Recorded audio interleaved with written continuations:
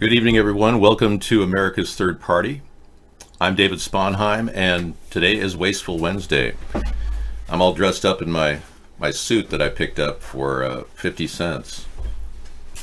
I'm recommending that people shop at thrift stores. It's really outstanding. Yeah, it's a $2,000 suit somebody put on a rack and said, "Hey, yeah, there's a 50-cent section over there." And I said, "Oh, really?" And I saw this suit there, and I was like, "Well, it's a size 50, so it's not really my size. I'm a 47, same size as a Hitman, the gaming series. I'm not a Hitman, but yeah, isn't this a nice suit? I wear this on occasion. I rotate it with other things, but I try to make full use of every cent I have. And shopping at the thrift store is the way to go. I got to tell you, the thrift stores are doing really well, by the way, in America. They're banner sales every day at my local thrift store. Yeah, and I've been seeing major results. Hey, we got a lot of stories to bring in today in the show. Yep, it's difficult to imagine new ideas, but we've got them. We talked about the economic brake pad, pay-as-we-go plan. That's something the Democrats don't have. I've got that. We've got a flat tax of 10% on income over 50,000, the future tax for America, which will appeal to both rich and poor. People that make less than 50,000 won't pay any tax in this future world that I project. We also have a 1,000-mile container fence idea that Donald Trump has yet to use, which makes that a very sellable idea. Thinking about a 1,000-mile container fence for $1 billion, something that Nancy Pelosi couldn't say no to. But if she did, we'd still have a way to build it. Yeah, so there's a lot of new ideas the country needs that we have. I propose a 24/7 cancer cure center to fix a lot of the problems with cancer-related treatments, expensive treatments that should be lower cost, and developing new ideas, having a teams of doctors and scientists working around the clock, morning, noon, and night. That's right, you'll still get the same pay. It'll be a graveyard shift, but some people like that. They like working at night without anybody bothering them. We have a need to cure cancer. The fact that we aren't pushing ahead at 24/7 is partly due to the fact that there's a monetary gain from people being treated by cancer treatment drugs. Anyway, these are the ideas that make us kind of different, along with a whole lot of other ones at our main site. Right. Excuse me. America's Third Party.com. Thank you. Okay. Have you watched the Cobra Kai Season 2? No, I haven't even watched Season 1. Tabasco. What do you got?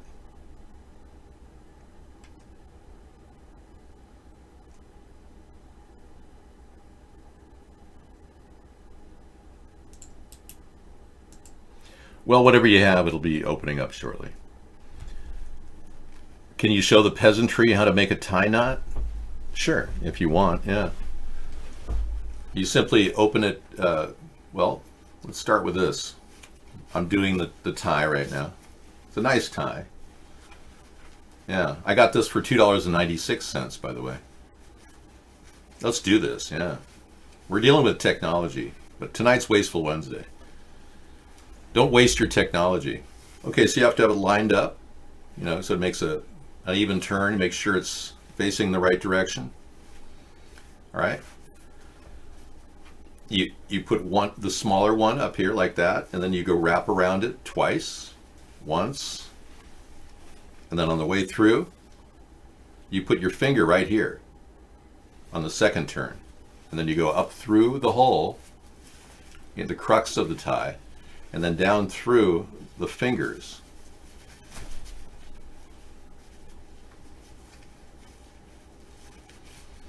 And you hoist it up,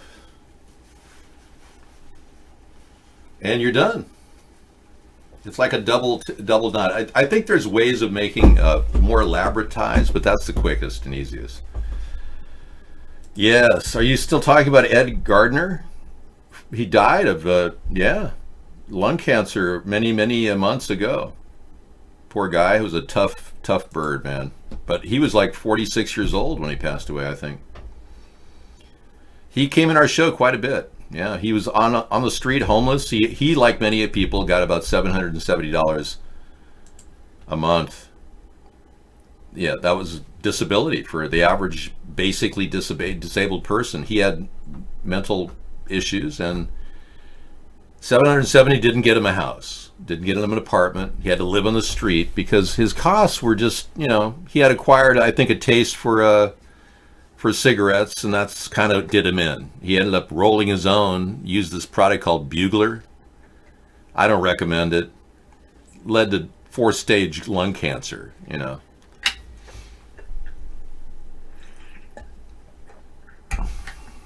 No, I don't believe Drag King is Lot Lizard, no. Nope. We've known Drag King way before Lot Lizard. All right, thanks for coming in and talking about nonsense. It's good to know. Anybody can buy clothes at a thrift store. It's readily available. You'll find better cotton clothes, too. Higher quality fabrics. The older fabrics that were made years ago are actually way better textiles than are made today. Okay, Trump says he would take any impeachment attempt to the Supreme Court. Okay. Trump may already be committing new crimes. Vanity Fair has that story. The false dichotomy of the Mueller report, how it doesn't even, present any real facts that we can, hold on to. Okay, let's take a look at the first story.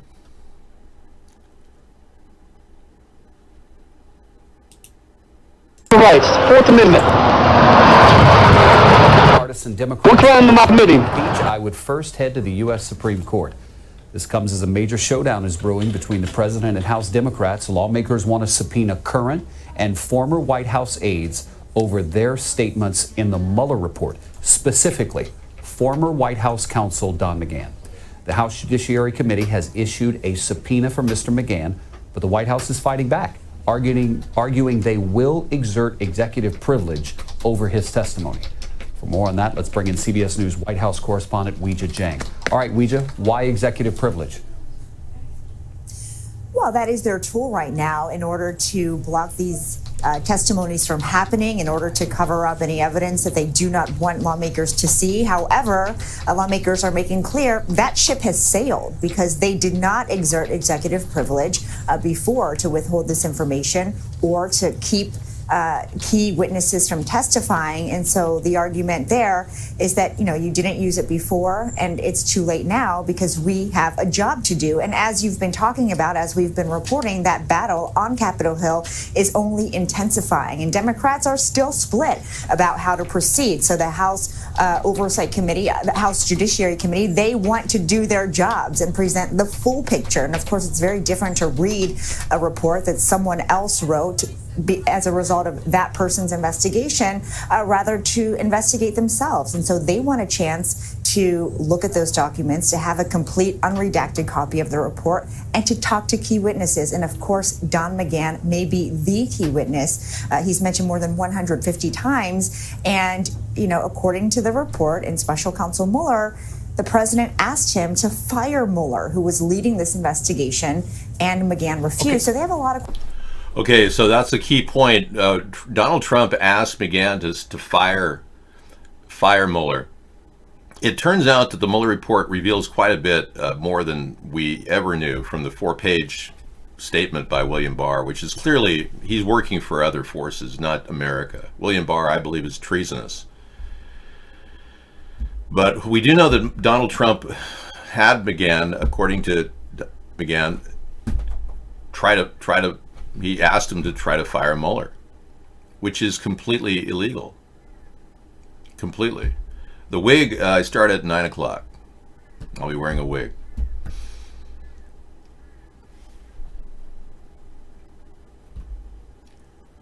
Okay, well, persona non grata, I've got your statement here. Okay.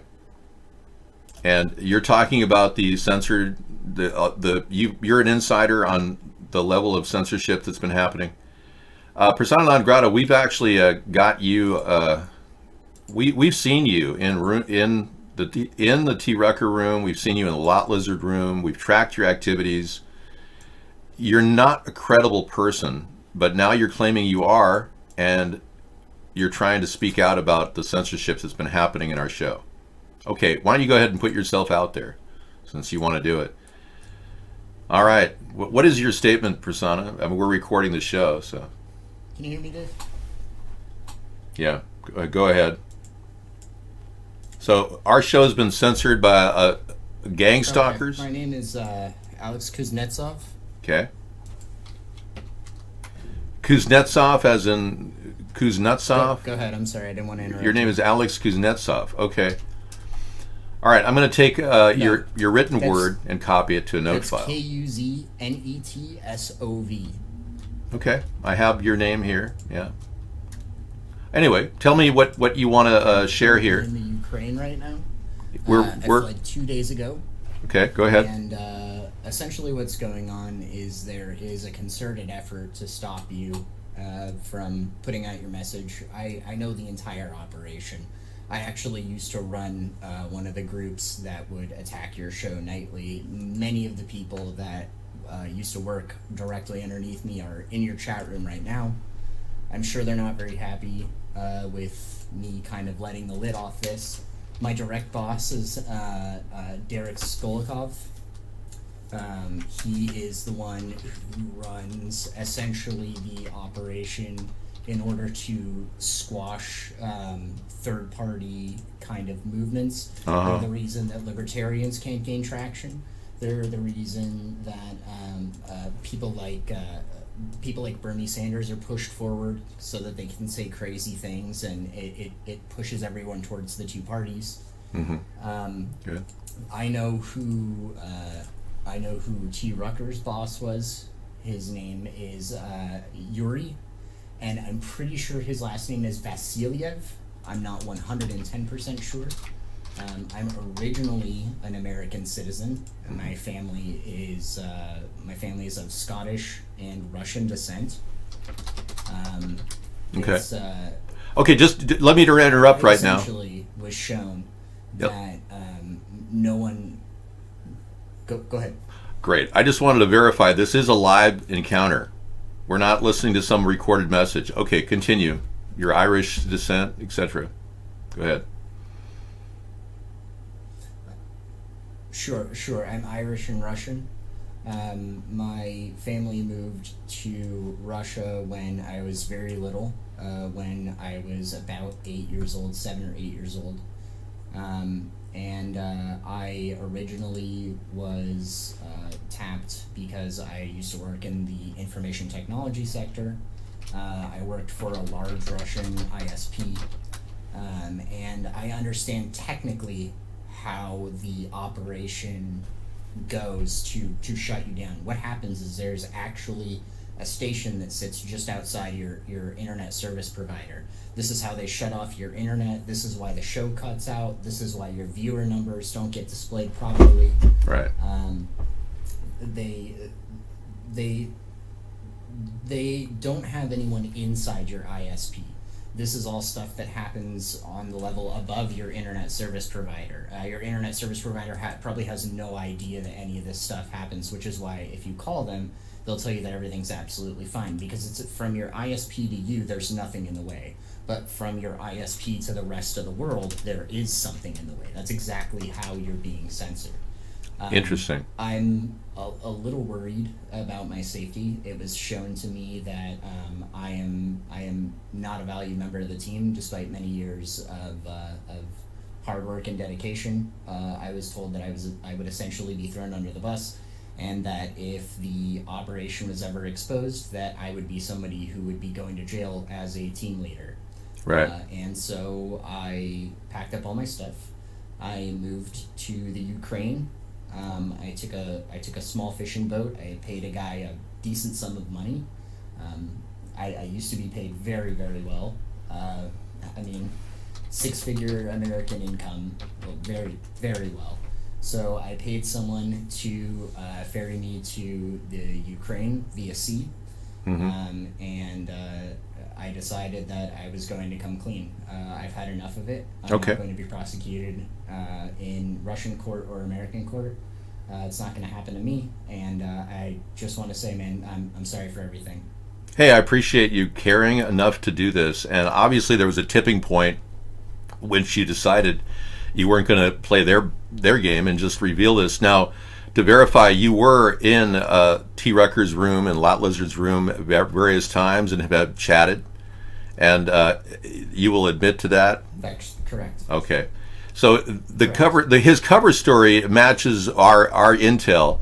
This person was discredited at one point, but now he's trying to gain credibility, and now believes that his story is the one that we really should be listening to. Now, I've got people in my room who support me, but don't believe a word you're saying, and don't even believe I'm being censored. And you want to know something really weird? I've got people at the core of this organization that refuse to believe that Mark makes money on this. Now, can you confirm that Mark makes a lot of money? Diverting capital to people to censor me? Mark makes money. Mark makes a really good living. I made six-figure salary. Mark makes well more than I ever used to make. I was essentially a team leader. I had 10 people underneath me. Those 10 people each had about 50 accounts apiece, and our job was to make sure to interact with you and your viewers on Twitter, on iVlog, on Vaughn Live, on Periscope, on Twitter, everywhere that you would broadcast. Right. There were another 4 teams that I know of that were in on this operation, and Mark is actually over those 4 teams. So you can imagine if I get paid a good salary and I only have 10 people under me, I can't imagine what Mark makes. I don't know. I don't know money-wise exactly what figure he makes, but he makes a good amount of money. Okay, good. Now, we have now some of the statements that we're getting in from people who are posting death threats to you in our chat room. I banned them, but this adds to credibility. Ironically, no one wants to have death threats, but if they really hate what you're saying, they're willing to do this. There's got to be some truth to that. So you're welcome to chat with us in the future. Obviously, you're going out on a limb to talk about this. I've got all these people that don't believe a single thing, and they believe that now this is part of an act. I see that. And that you're putting on an act to try to make believe a story that is just so inconceivable. That's exactly how we used to censor you, is that it makes you sound crazy, so we use the conspiracy theory angle to Right. say, oh, well, Dave's just a conspiracy theorist. But the beautiful thing about conspiracy theory is that even if you're correct, no one ever believes you. So Right, I mean, exactly. I'm done. I'm walking away. Yeah. I have a plane booked to an undisclosed location in Yeah. a country that is completely out of their reach, and I will be giving you more information. But just know that your ISP is completely oblivious to this, and that anything that I send to you will absolutely be intercepted by them. Yeah, I believe you're right. I believe that's entirely possible. Let me just say that from my perspective, we've been encountering a lot of really strange things. My follower counter at Twitter has remained the same for 8 years. Maybe one up, one down. That's about it, except for a cleaning of about 50 accounts when the Russian thing became aware, when Twitter started cleaning accounts out. But I have no logical explanation for that. Like last week, we did PolitiChat, and we had a huge amount of interaction on Twitter, but we only got one follower. The way that the Twitter thing works, Yeah. essentially, is that we have accounts that are sitting waiting to follow you, and we bleed off your actual users and replace them with fake users. That's why your account never ever changes, even if people unfollow you. We Wow. message people through direct message on Twitter, convince them that you're a conspiracy theorist, that you're full of it, and your claims that you're being censored only help that. And then as soon as they unfollow, we refollow with a new account, and your follower account never changes. That's a good explanation for what's happening. The really strange things that have been occurring, when I said that I would extradite T. Rucker for doxing us because we had proof that he doxed us for cash, he got freaked out and I guess died. But then now we're finding out he's not dead, and It seems that that's an elaborate cover-up for a serious reason. Obviously, he's absolutely alive. I know exactly where he is. Yeah. A lot of those shows were a complete BS. Like I used to have a cover story as a caster on Vaughn Live. I haven't casted in a very long time because we just felt that was no longer needed. yeah. Well, I've got a different plan in the works aside from just doing a nightly show. But I must say that if what you say is true, has been levied against us and the censorship has been real, then it would explain why our donations were like this on Blog TV. We were getting donations, and then when we got to Vaughn, it flatlined. And I can see how that flatlined at the same time the censorship kicked in. So I definitely can track a large amount of censorship from my indicators. Yeah, So what you're saying has credibility. Derek Skolikov, he is the person who is directly over me. You want to look into him, I promise you. Now, I'm going to look at his name here. I'm checking his spelling. I had two names, Derek Stolikov and Yuri Basilia. Are these accurate spellings, or is No. Derek Skolikov, Skol. Sorry, I'm getting feedback. I'll go ahead. Skol? Yeah. Go ahead. Can you hear me, Dave? Yeah, I can hear you. Go ahead and spell it. It's Skolkov. The other Okay. one is Yuri, Yuri. The last name is Vasiliev, Vasiliev. Vasiliev. Basiliae. No, V. V is in Victor. Vasiliev. Vasiliev. Vasiliev. Excellent. Okay. Now I've got I've got a lot of people threatening you, so I'm going to clear out of that. Copying this as the threat file. I have a massive threat file on record, and I've even submitted my threat file to the police with no results whatsoever, and we can't even get a call back from the FBI, which is very strange in a country that claims to be free and democratic. So when people look at our show and they find everything about the censorship story to be ridiculous, that there's no way I could be censored, blah, blah, blah, they're living in kind of I think a fool's paradise, because they want to believe that nobody's making money doing this. Because it's kind of weird to see hundreds of thousands of dollars thrown at people to stop somebody from making a difference in American politics. And people just don't want to believe that. So it's kind of strange that I get so much flack from my supporters about this when I continue to throw them information that is an indicator to me that I'm being censored at all levels. So your info and your input is certainly welcome. They're going to tell me that you're playing me and that this is just an elaborate hoax to make it sound like somebody's been making money. That's the way they frame Mark Vaughn's success. They said, oh yeah, that's all just BS. Mark never makes any money. They just said he got a new house. They just said he bought a brand new yacht. They just said he bought look into how Vaughn Live makes money, because I know what it costs to run those servers. I know how much traffic they actually get. And I can tell you right now that your show is one of the highest viewed shows on Vaughn Live. Yeah. Over 200 viewers easily within the first 30 minutes. But there is a piece of code that runs on the Vaughn Live servers on the back end, specifically on your channel, in order to stop that from actually displaying. And in fact, the way that it works is that it takes the 4 channels underneath you in viewer count, averages their viewer count, and then displays that on your channel. So your view count is absolutely not real at all. They also suppress your chat list. If you look in your chat list, you will see that you have more actual chatters than you have viewers on the view count. So they suppress all kinds of stuff.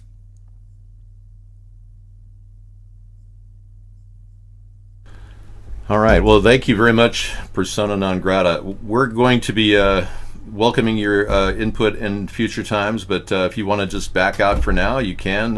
He can't communicate through email because he says our servers are blocked. This man is I will taking a contact chance. you when I'm in an absolutely different country. To the people sending me death threats, I know exactly why you're upset, but you guys are gonna go down. It's only a matter of time. They don't care about you. Derek doesn't care about you, and you'll see in time. I will be proven right. Thank you so much, Dave. You're I'm welcome. Sorry for everything that we've done and all the damage that I've personally caused you. I'm very sorry, and I hope you have a great night and a great show. Thank you, persona non grata. All right, that was a testimonial from a man who has been working at the back side of what appears to be a censorship process. Scissor Fight believes that this man is just a liar, a major troll. He's full of crap. It was all planned. I'm going to use that as just a recorded message from the guy, and it's in recorded broadcast history, so at least we have it on file. Hi, Sarah. Welcome. Let me get something here. I want to. Yeah, so he just claimed that, this elaborate process of censorship has been going on for some time, and people have made a lot of money on it, stopping us. I've been wondering for some time why our donations have virtually almost zeroed down to nothing ever since we came to this network. And I think this may give us a little bit more info, at the very least. So we're here with Sarah, and she's going to give you some time in the show while I do some work making dinner. Yep, I'm glad you guys like my suit. It matches my suit. Yeah. Yeah, we're in the gray suit mode. Cool. Exactly. Cool. You got your hair up like your teacher mode, which is great. All right, Sarah, I'm gonna do this, and I'm gonna keep. I want to copy all this to my major file, and yeah, let me do that right now. Just making sure the surroundings are safe. David always says, I don't always look at the surroundings. He's like, did you see that person? Yeah. I'm like, you mean I think you might have been Filipino guy, maybe? I just feel that, if you aren't aware of what's happening around you, bad things can happen. I don't think so, because bad things don't happen to me, and I don't pay attention to what everything happens. I know, but I knew a lady that was really a sweet librarian in high school. And I'll never forget, she was going to Del Amo Shopping Center, and she was my favorite librarian in high school. And she went to Del Amo Shopping Center and was mugged. They bashed her head over with a gun from behind, took her wallet, her money, everything. She had a serious head contusion, and I thought, well, it's a random incident. It doesn't happen normally, but what is interesting is she thought nothing would happen again. She went out again to the same mall, and she got mugged again. That was just her cover story. She was really in the Fight Club. No, she was mugged twice. And what's really sad is that she developed a brain tumor from the injury. And she was a nice person. She just didn't look around when she was getting in her car. And I'm not kidding. You need to look around when you get in your car, especially when you get to rest areas. You got to be very much on high alert, and don't ever give anybody a jump when they come up and say their battery's out and they need to borrow your jump. That's one of the lines is used to hijack people's cars and carjack people. Don't ever give people a jump. I know it sounds kind of mean, but it's not worth risking what you're going to risk to give somebody access to your car's battery.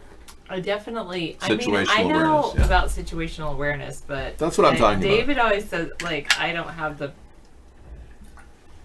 You do. David has you don't have that situational awareness than I do. You just But have I to think keep an eye. I just believe in the best in most people, so. But I do have situational awareness. Okay, well, I want you to have situational awareness. I'm not trying to scare anybody, but it is very, very dangerous if you're not aware of the weirdos that are around you. And I can spot a weirdo and pretty fast. And I've lived in Los Angeles for 35 years, and I avoided a lot of near-death experiences just by being situationally aware.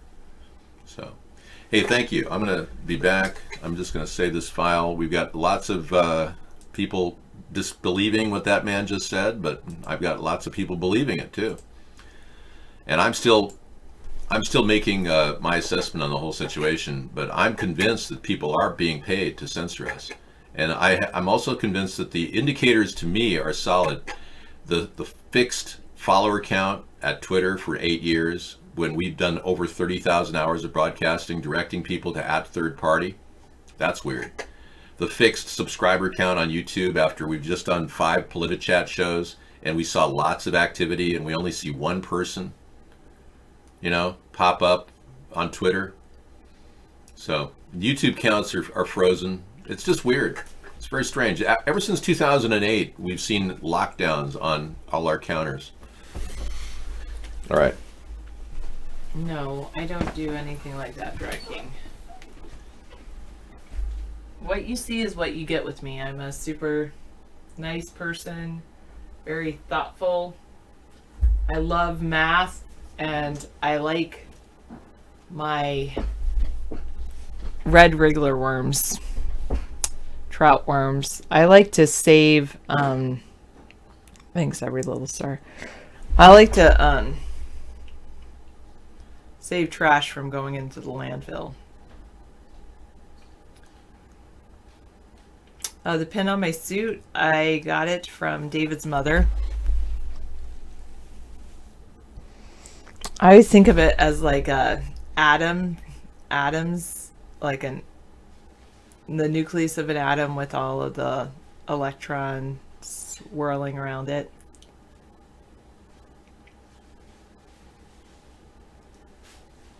You think you hate PolitiChat every Saturday when I do it reminds you of how much you look down on other people's views. Thanks. Yeah, I agree. It does go really well with my outfit. Well, maybe we can create a PolitiChat together and create questions. What if you could ask anyone? I like trees. I do like trees. And I like recycling. I could add a necktie, but I'd rather not. Yes, it is an electron cloud. Not the little rings like that. But I just think of that, and then it also looks like a flower. I really like it. I need feedback. I like sweet potatoes. I do like sweet potatoes. That's true.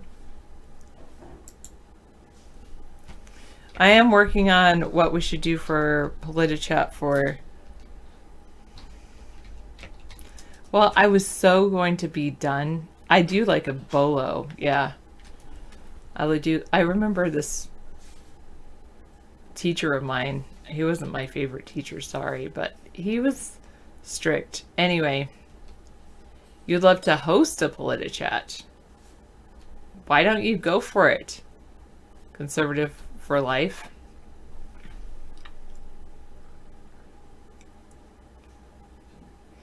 You could host it and we could respond.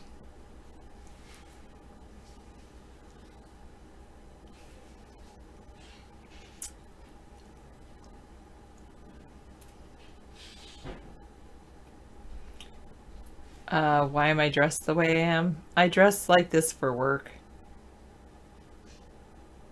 Oh, broadcasting, that's true.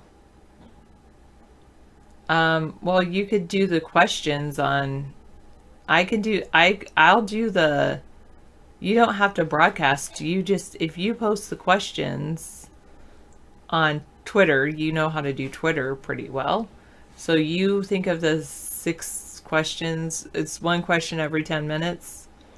And then you could either send me the questions or you could post the questions. And then...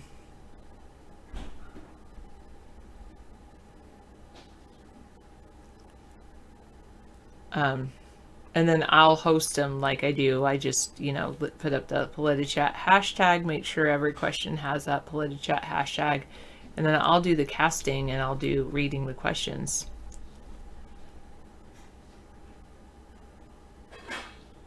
All right, next week or something. Are there any requests for certain topics for this coming week.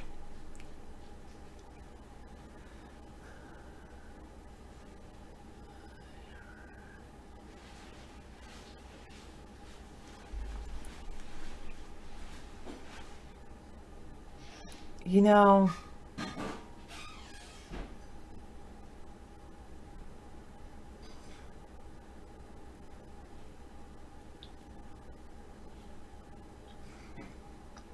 why do you feel like you'll have to leave Misanthropy? What?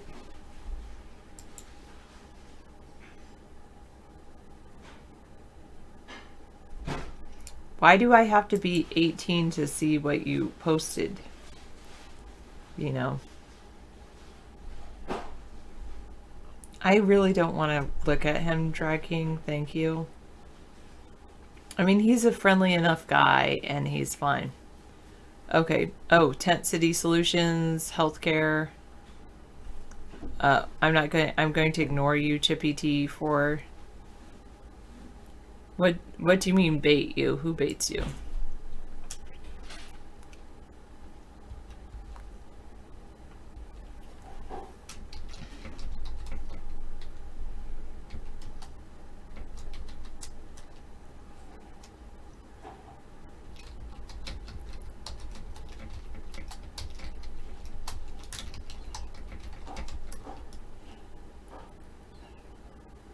Oh. Oh, I got it. Yes. Tent City Solutions and healthcare. I do like healthcare. I'll have to see what I've already done as different things. Have we done healthcare?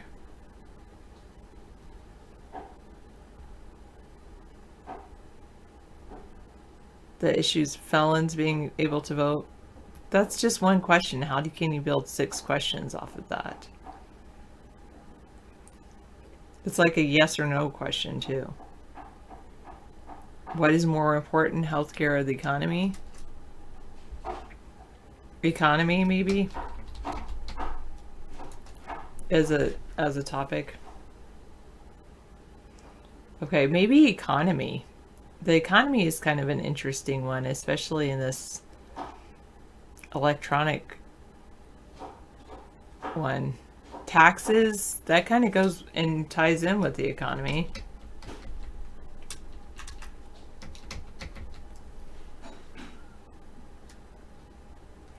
Especially like taxes as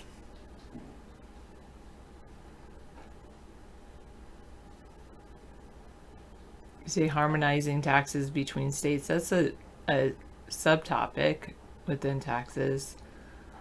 With the economy and taxes, one question I might have is,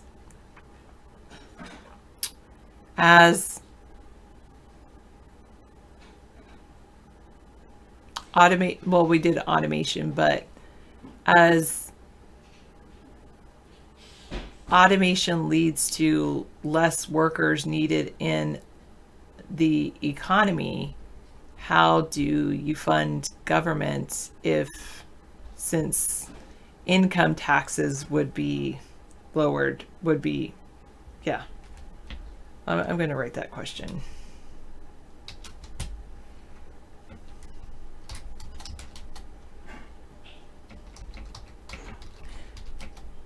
As automation reduces the need for workers,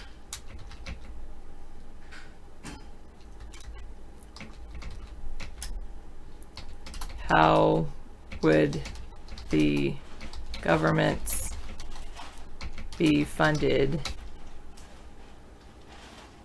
in the future? Taxes, i.e.,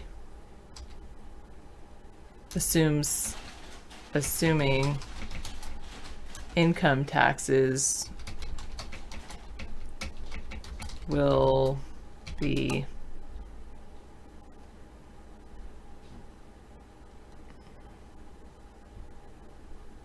non-existent.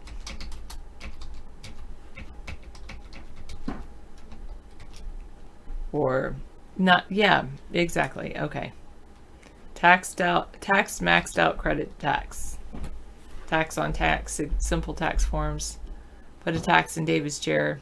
Fuel and cigarette taxes, force churches to pay taxes. You think people have been living like machines for hundreds of years to prepare for a machine age dreamt of long ago? Yeah.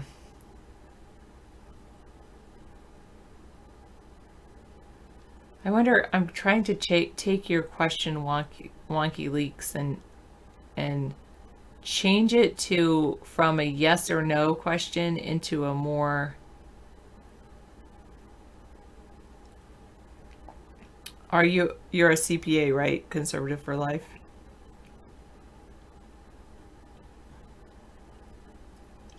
Anyway, wonky leaks right now your question is a yes or no question.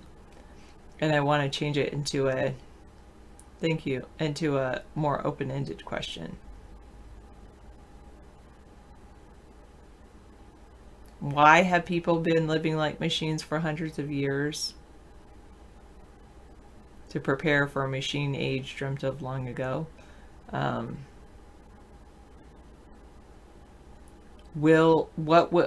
have a good question. What will people do when they no longer have to live like machines? That might be more open-ended. I like the idea of being a servant leader. Gerald VJ, JV, VJ.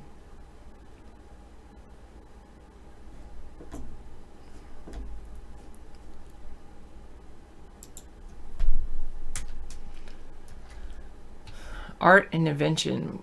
Machines will be needed to be fixed and upgraded and serviced. That's true.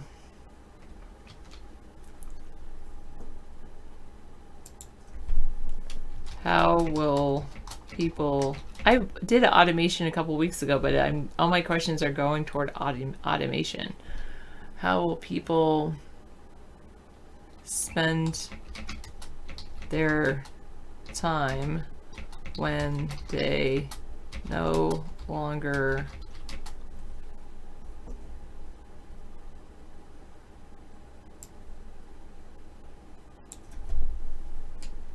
need to live like machines as we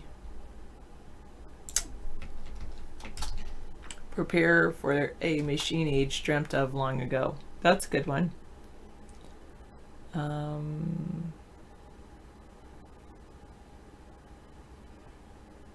Maxed out credit says art and invention.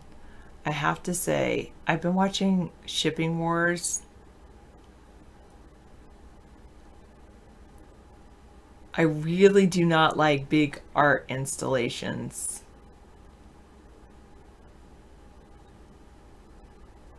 Like art made of, I like recycling, but art made out of recycling and art and just stuff. Oh God, I don't like stuff.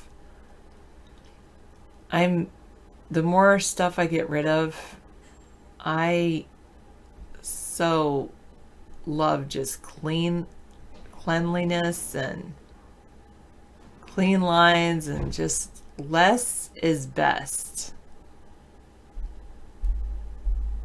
I'm doing well, Melkor. How are you?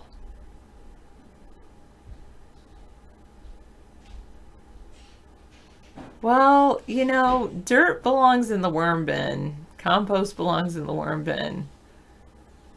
And my worm bins have clean lines. They're all nice. They're made out of cedar boxes, which are clean lines.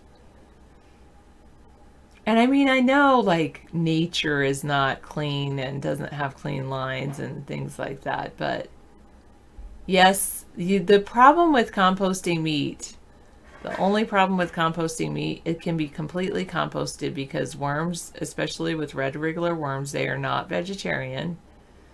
But if you put out meat in like an open compost bin, then it will attract rodents, mice, and rats. So you don't want to attract vermin, you just want worms. So you have to, like, our worm bins that I use have a lid, so they're sealed containers. But they're open on the bottom, ironically, but they're dug into the ground. You're growing chilies? Nice. I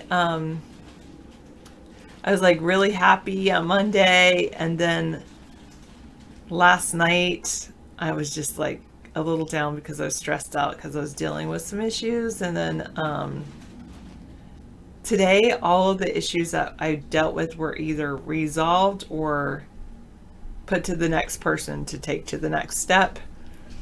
And so I solved a lot of problems today. I really like that. And yes, so I have been having a good day.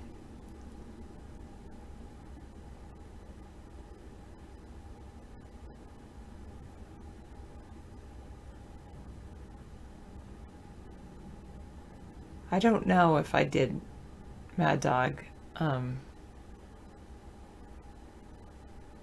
Don't mix the types of worms, because some worms can eat other worms.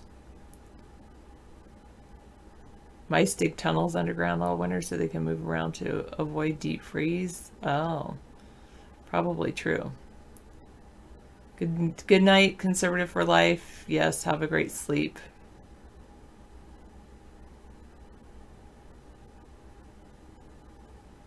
I have read Tolkien. It's been a while. I think I just read The Hobbit, which I really enjoyed, but I was like in 8th grade.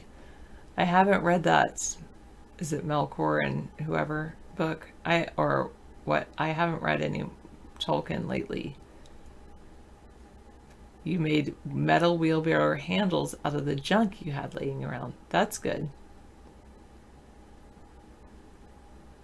Yes, that's true. Victory for Cake. It's not just worms. It's really because it's the bacteria. Because actually worms don't eat the food scraps. They eat the bacteria that grows on the food scraps. My favorite book probably is Diary of a Worm.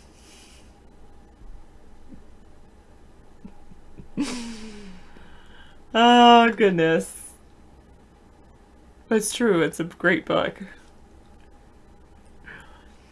My other favorite book, I love this book called The Little House. And I didn't really like it in book form. I loved Simon Sinek's Start With Why. I liked Multipliers. Well, the first time I read it.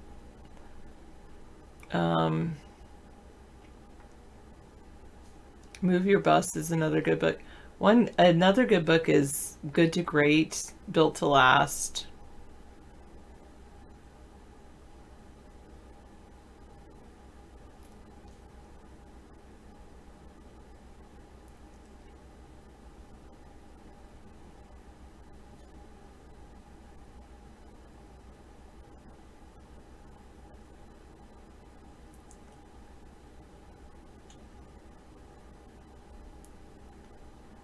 Worm You Been? Yeah, not dairy, but diary of a worm is Diary of a Worm is wake me up before you glow. The worm book is about it's like written in a diary form, so it's like May 1st, the fishing season of my favorite entry is like May 1st, fishing season's opened. Dig deeper! And it has like a picture of a shovel going into the worm's house. And then it was like September 1st, we went to school today, and or maybe September 10th. I was at school and my teacher got upset because I ate my homework. So she made me write out, I ate my homework. Don't Don't eat my homework like 100 times. And then I ate that too.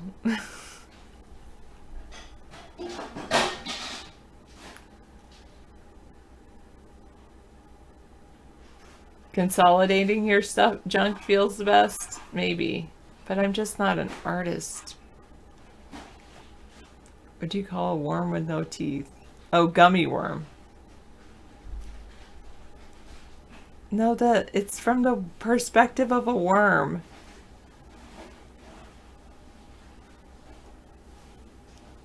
It's a book. It's a diary written from the perspective of a worm. It's just cute.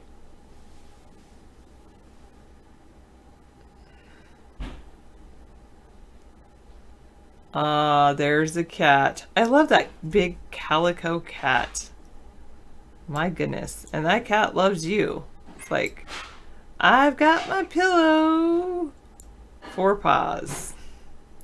Hey, 4 paws. The cat is just so happy. It's like, this is where I belong, right here on this big, big pillow. You used to eat worms as a teenager? I have not.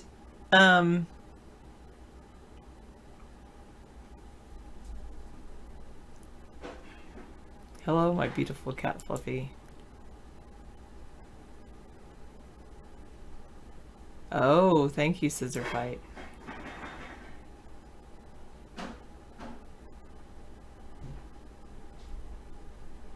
Thank you, maxed out credit. Okay, I lost my train of thought. What is the best advice to give a worm? Sleep late because the early bird gets a worm. Your cat gave birth to 5 kittens? Cute. Do not send me one. Oh, your bulldog washes them, licks them? That's so cute.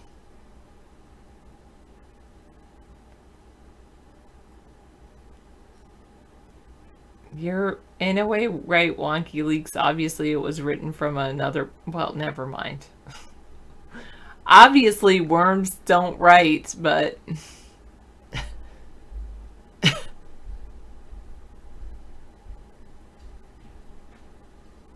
All right, good night, Mad Dog.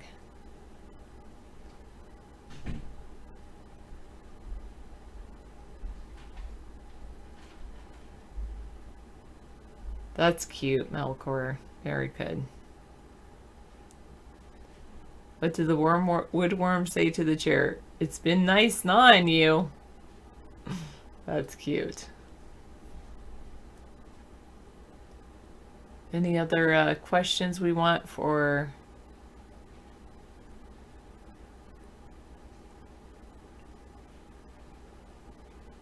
that? You can go to the pool for the summer. That's what they say on that. What was that show? Shameless show?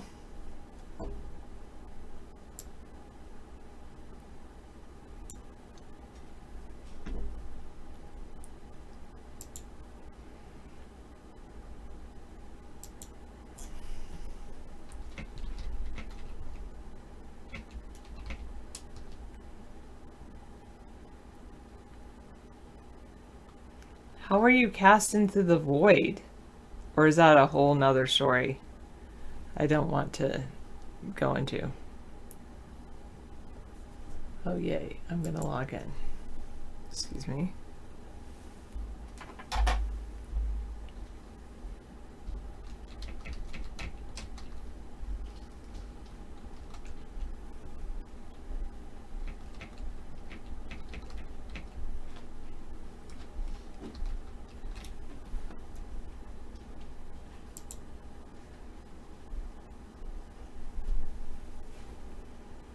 All right. So I've got a very interesting lead. NPR had a guy today talk about how he's got a plan to rescue food in Elkhart, Indiana, to give to kids to take home on the weekends. It's called Cultivate, and I've got his name. And he's been able to repackage food from people that make food before it's bad, and give it to kids to take home with them on the weekends for food on Saturday and Sunday. That's cool. And there's over 30 million kids drawing food assistance right now. Yeah. Cool. That's very good. And about 21% of our garbage is food waste. Yeah. And that's 20%. 21%, Yeah. yeah. So I have that, I have a link for you there, or some information I'll tell you about later. Nice. Also got some other information as well. Oh, good. Yeah, I just tuned on the radio, NPR, this morning, and just listened in, and it was just perfect timing. Got good info.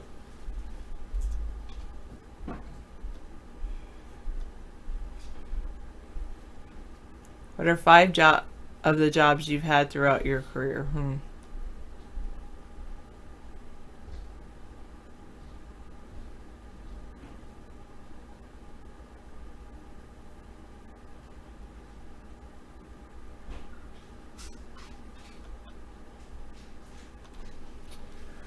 All right. Yeah, life's grand. I'm glad. I hope you like your job, DT Laura. Believer, believer. Happiness, yes, happiness and healthy life to you. Work hard, never give up. You are loved. I'm loved. Believe it.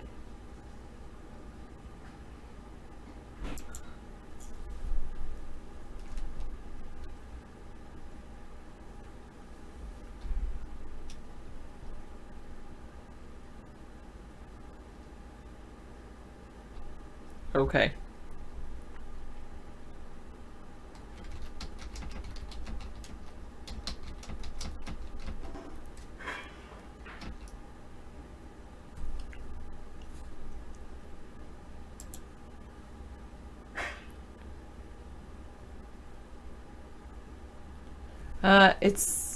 Yeah, David's mom gave me this pen. Or David gave me this pen. David's mom, I don't know. Anyway. Yeah.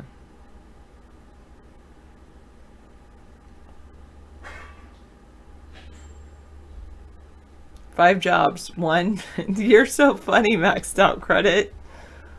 Beach sunblocker. Useless commenter. You're hilarious. I think so. I think it is silver.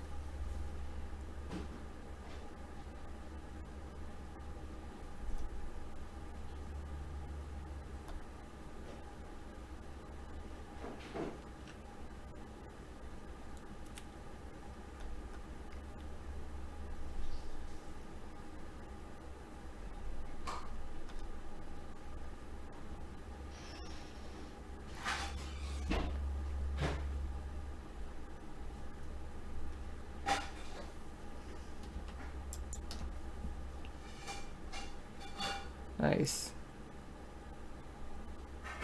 Oh, I rule. I do have a ruler that says I rule, but no, I don't use that that way. I just use it to measure things.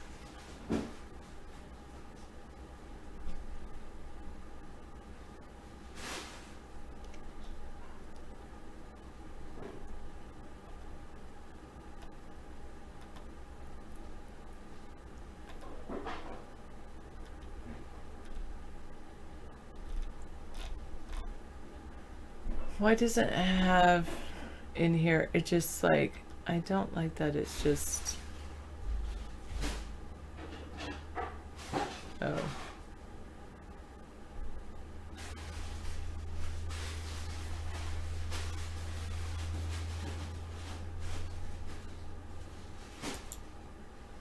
I was thinking of, what do you guys think of this idea?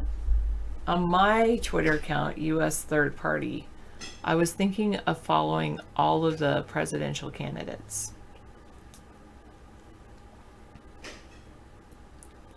Oh, I would definitely eat chocolate. No, Vinyl, that's hasn't happened on me. The point of this channel is to support David Sponheim for president. Good idea? Good idea. Yes, do that.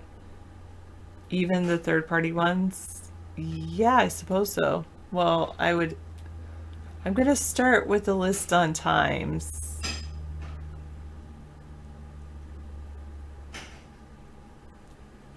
No, not a good idea. Does David Twitter? Yeah, his is third party. He'll be like, "What? You didn't know my Twitter? You should follow me." No. Well, exactly. I want to initiate debates with questions. Who are you, Solifiable? What are you? You say you're not a Russian bot. I'll show you my Twitter. Here's my Twitter. Tweet, tweet. Tweedly dee dee dee dee.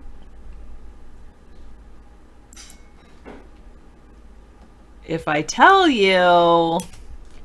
Well, my name is Sarah. It's so nice to meet you. We are America's third party. I support David Sponheim for president in 2020. And, unless you're Trump, it's unlikely I'd defame you.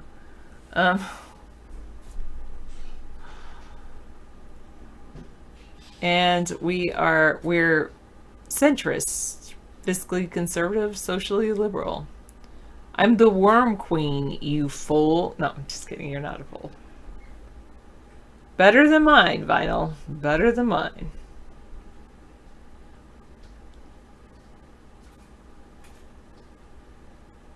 You're a nomad. Hopefully next time you'll vote for David Sponheim. Write it in. Write it down. Practice it. He's a write-in candidate right now, but with your help, you can help him win the election and get on the ballot. I have played in Dirt. It's fun. What is she? Well.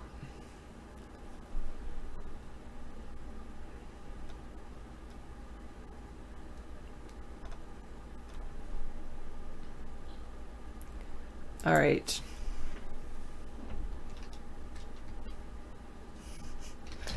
That's so funny when you show my picture back at me.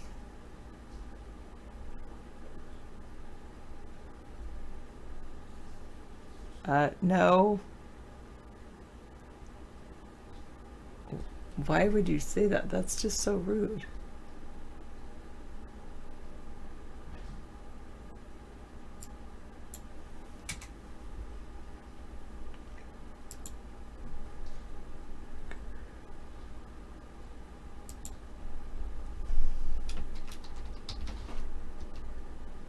No, I've never watched that show.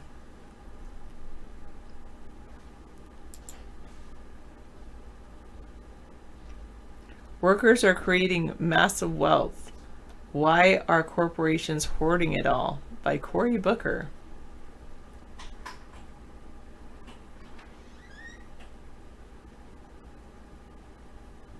He wants to run with a woman vice president on his 2020 ticket.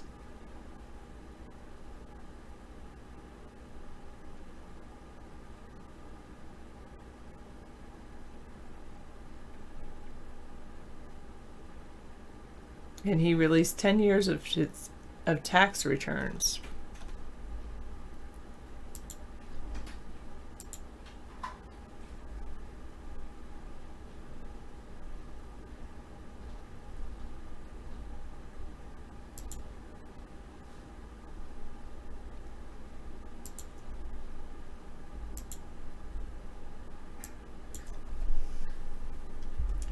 Sure, I need a hug.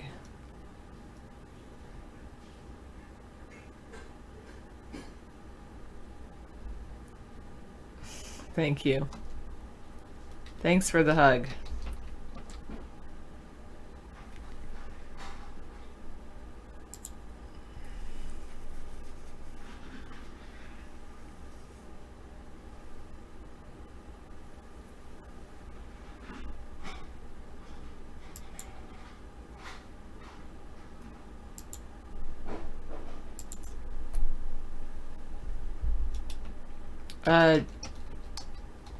Hasn't David said that?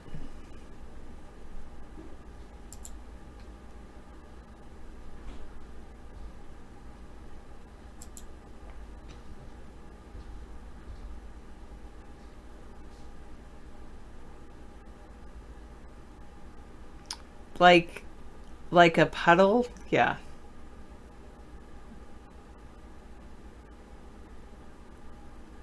I look dressed up. Well, I was serious today. I had a couple of serious meetings today. That's why I look the way I do.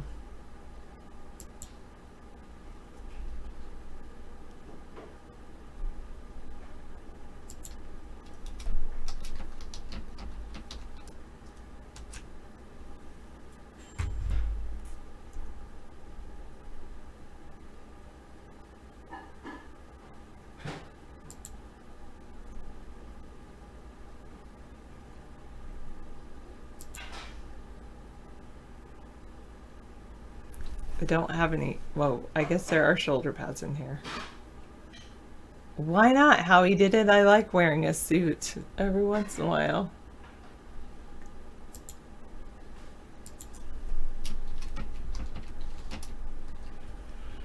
Any changes in salary as a consequence of my master's? Yes, I had a change in salary. First, I put in like I was almost completed with my master's, but I had a change in salary just like with all the credits I took. And then there will be another change in salary for the next year.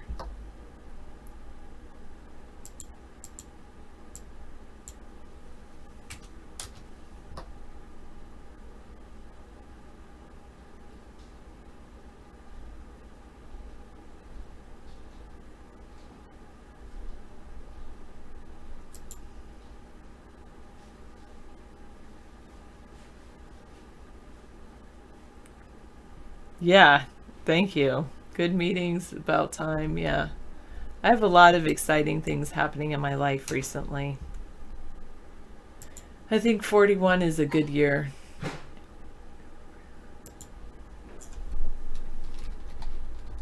Well, 40 and 41.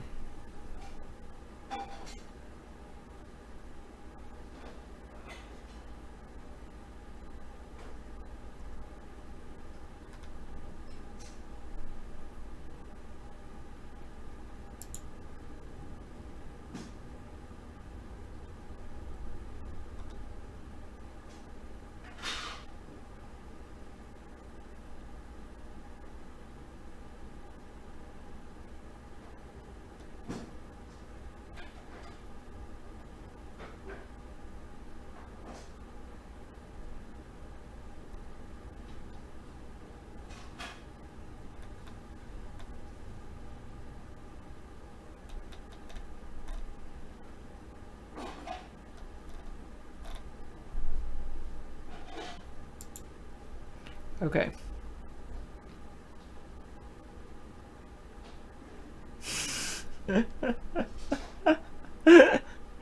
Really, Wonky? Really?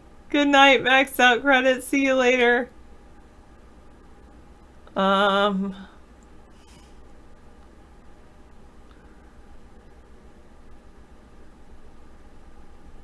David Sponheim, you will get to meet him in just a few minutes.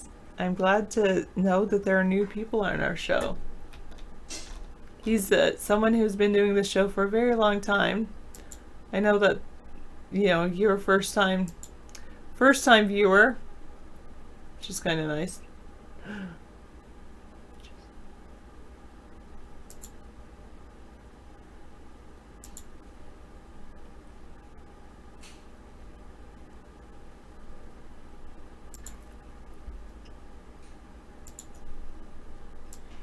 And yeah, he is a third-party candidate for president.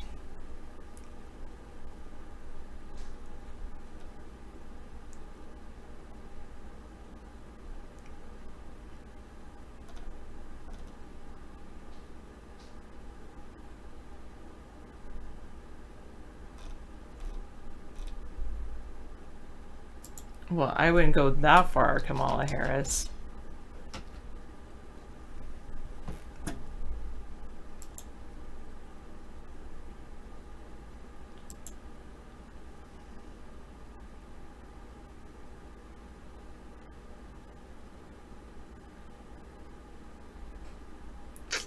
I know.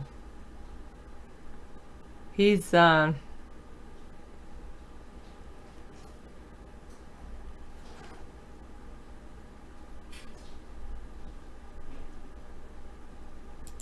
you'll like him. I like him.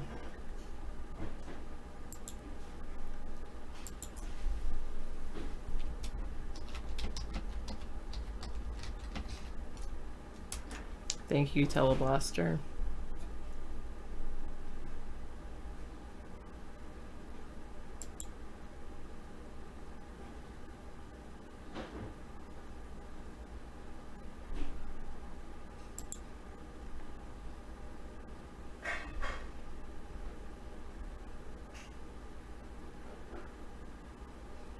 In New York, they're debating legislation to allow illegal immigrants the right to get a driving license. What's my opinion? On one side, I would say people that broke the law should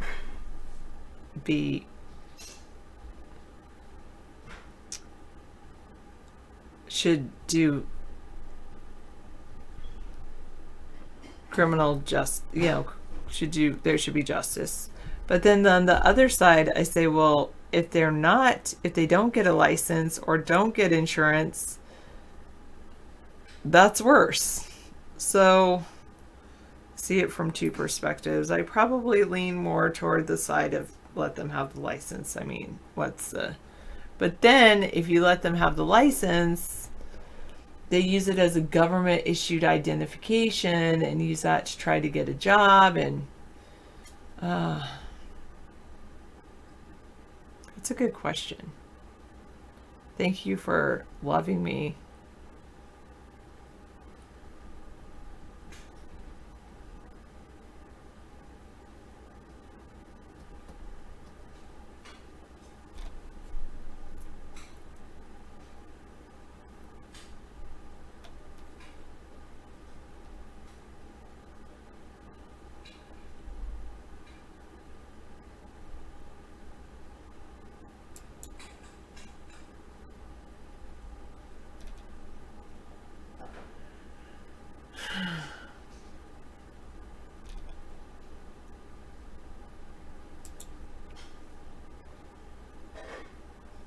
Yeah, only 1 week left in April to wish David a happy birthday. He did celebrate it sometime this month.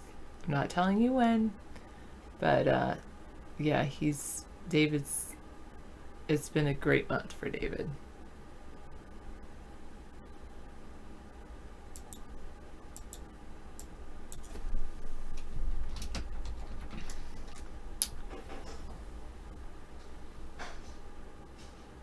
I know. Yeah, you want my bank details? No thanks. Or my name of my first childhood pet? Nope.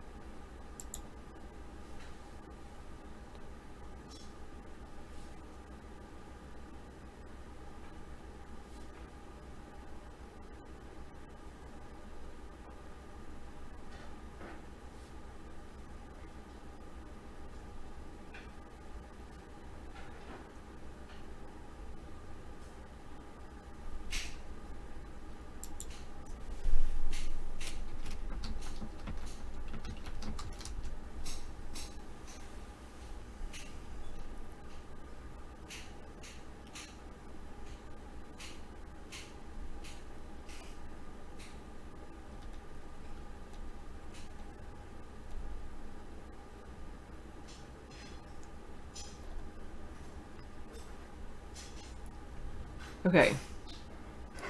Yeah, that Heaven's Gate website still does exist. David has a whole conspiracy theory on that one. You can ask him about that.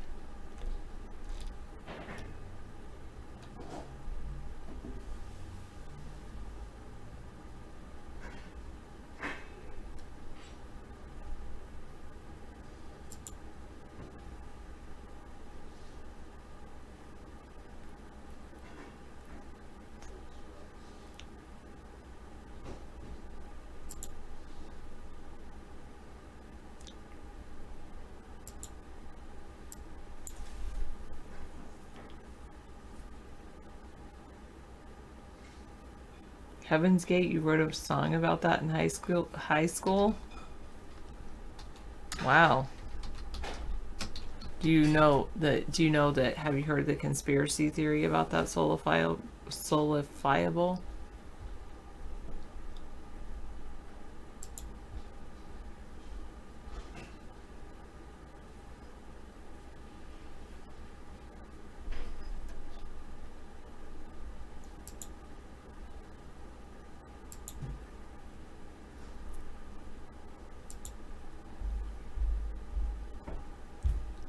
Actually, be better. I'll have David Sponheim tell you all about it when he comes in. He'll be in very shortly. David hates the smell of diesel fuel. It's not just that about them all wearing Nikes. It's much bigger than that. And here he is. I get the privilege of introducing you to David Sponheim. Good evening. And this, David, is Solidifiable and all the other awesome viewers, of course. Solidifiable is the first is a first-time viewer, Okay. and great. he was interested in Heaven's Gate. He said he wrote a song about it when he was in high school. Oh, really? Yeah. And I asked him if he heard about the conspiracy theory behind it, and he Yeah. said no. Like, he knew they all wore sneakers, and there was Yeah. something about UFOs or a comet. David was very happy to Yeah. share My conspiracy theory about it. his beliefs about Heaven's Gate. Yeah, I was just too off the top, the whole Heaven's Gate thing. Thank you, Sarah. The dinner's ready for you. Enjoy. Thank you for doing that. You're I welcome. appreciate it. Yeah. Yeah, Heaven's Gate is a strange anomaly. They died over a 3-day period. Yeah. I think it was 39 people died. I thought it was 45 originally, but the article, wiki says 39, but they died over a 3-day period. It's very strange that they would just all kill themselves over a 3-day period. Usually when people take, a Kool-Aid thing, they would do it all at the same time.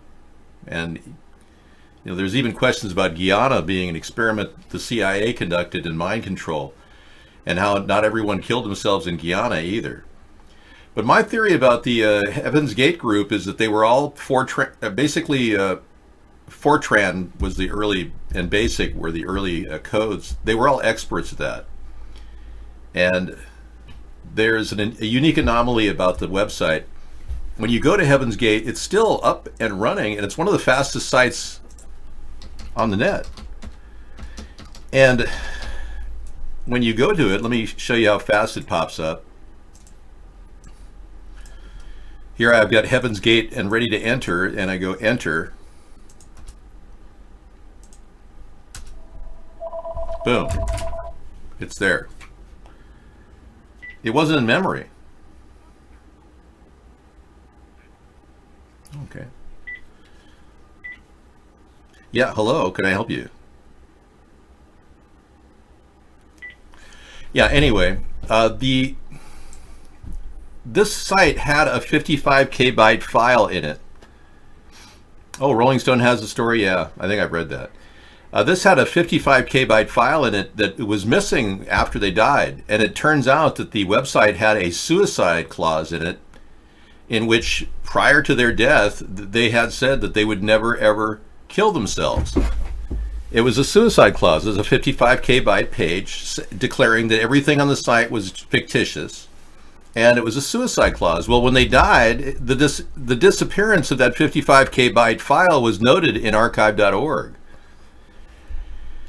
Yeah, when you go to the site, it has a larger file when it loads. So, hey, thanks, Daryl. Appreciate it. But anyway, I pieced a lot of ideas together, and I came up with this theory that... Thanks. Let's see if that blocks. Yeah, you're in a block. The CIA worked within a 1-hour drive from where they were in Rancho Santa Fe, near San Diego. And they had offices, and top generals were working on a program, ironically, at the time, for financial security. Well, financial security meant that they had to hire computer programmers, right?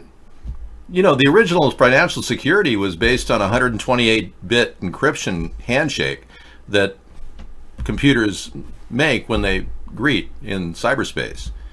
And I'm sure it's much more complicated now, but that system was developed at a time when we had nothing.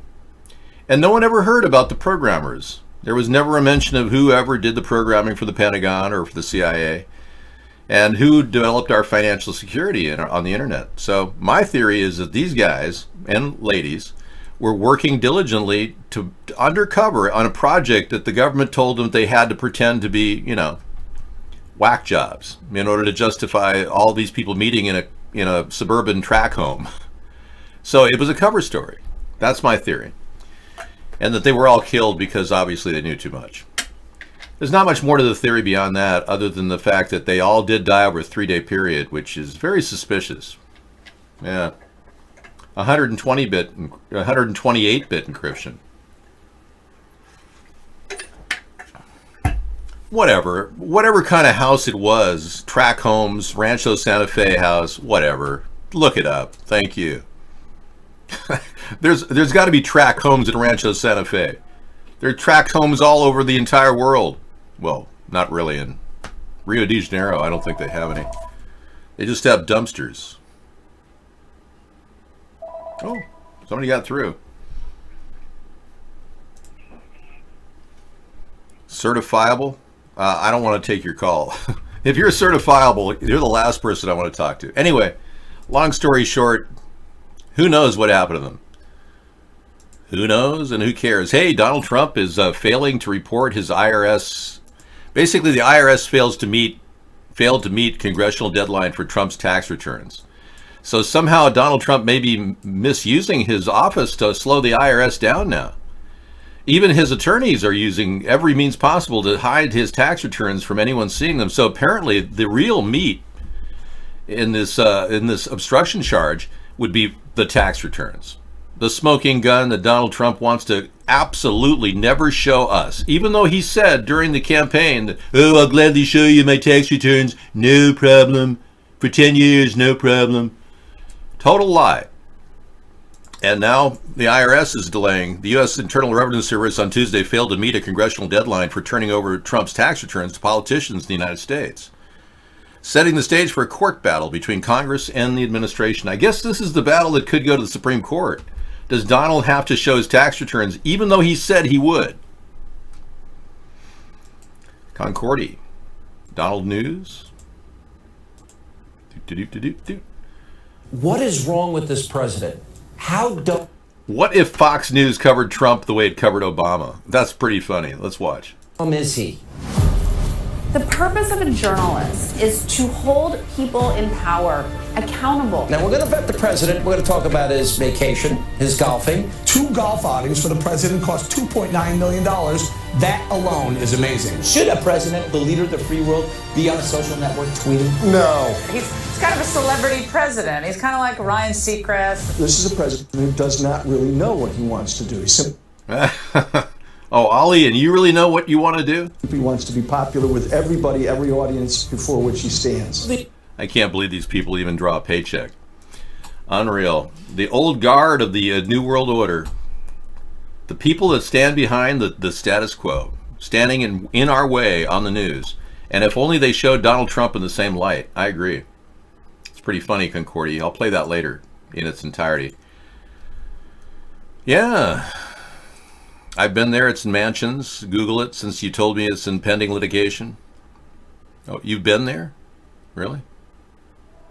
I'm not talking about anything in pending. Oh, you read Hillary Clinton's op-ed in the Post?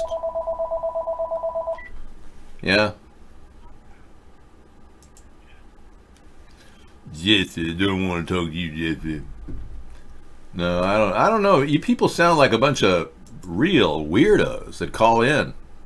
Can't you talk normal? Like, sound like normal people? That'd be a good start. Yeah.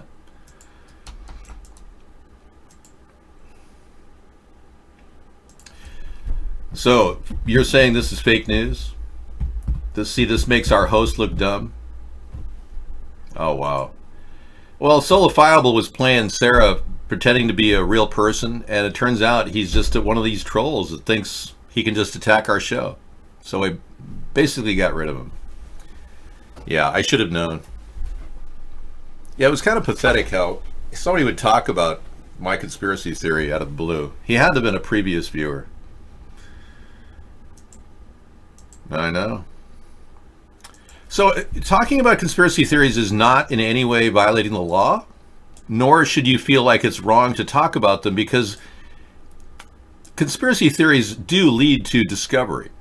And conspiracies have been going on a long time. I mean, even since Cassius and Caesar and Nero conspired.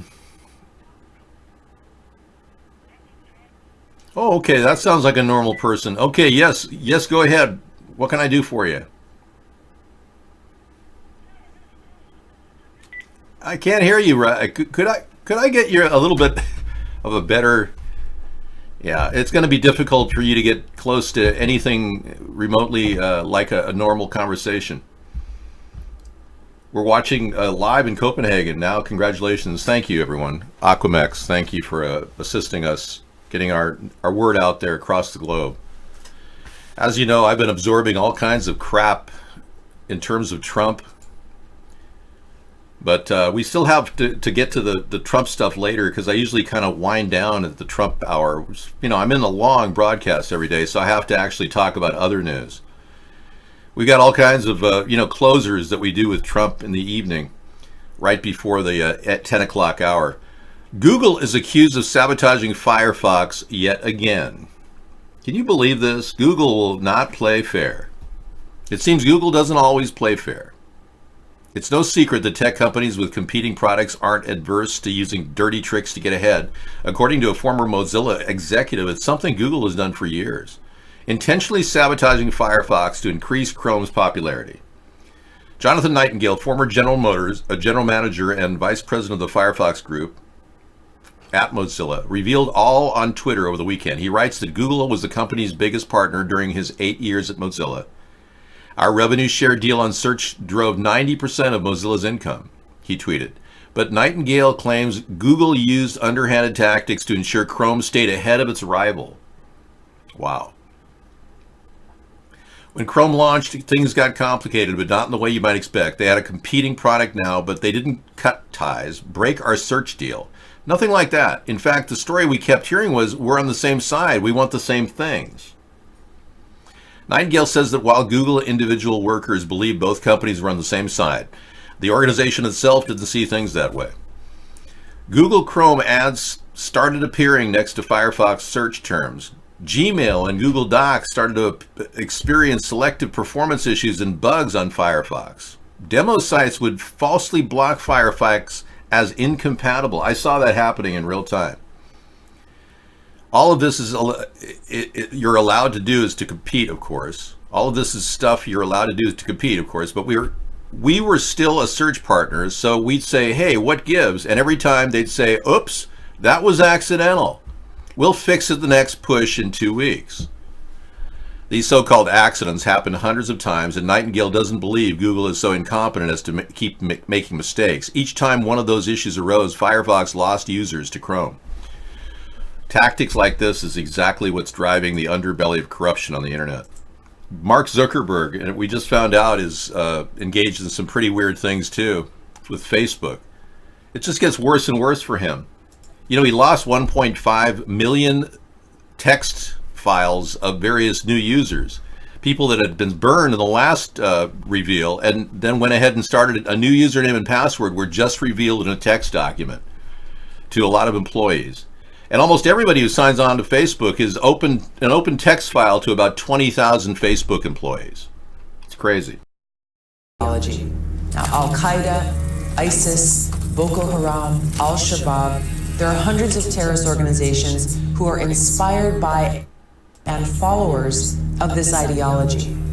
Okay, I'm thoroughly frightened, and the level of fear is just ramping up. I almost think this was a CIA production.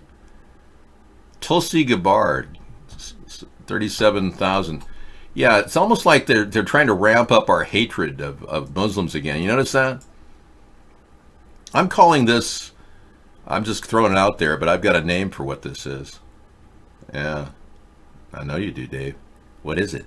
Caliphate 2, led by Zionists, hell-bent on trying to turn our country into the 911 around the world every single time something pops up. Yeah, I don't trust the extreme hatred towards Saudi Arabia that I'm getting from the Democrats. Now, as you know, I actually applauded Donald Trump's relationship with Saudi Arabia as being beneficial for our gas prices. I'd be a fool.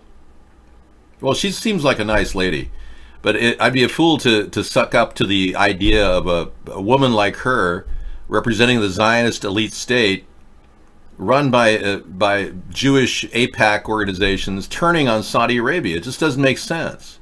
I'm trying to understand why they would do that, because Saudi Arabia and Israel actually work secretly together in a lot of different areas. I'm wondering why they're fomenting this aggression toward Muslim, especially Saudi Arabia.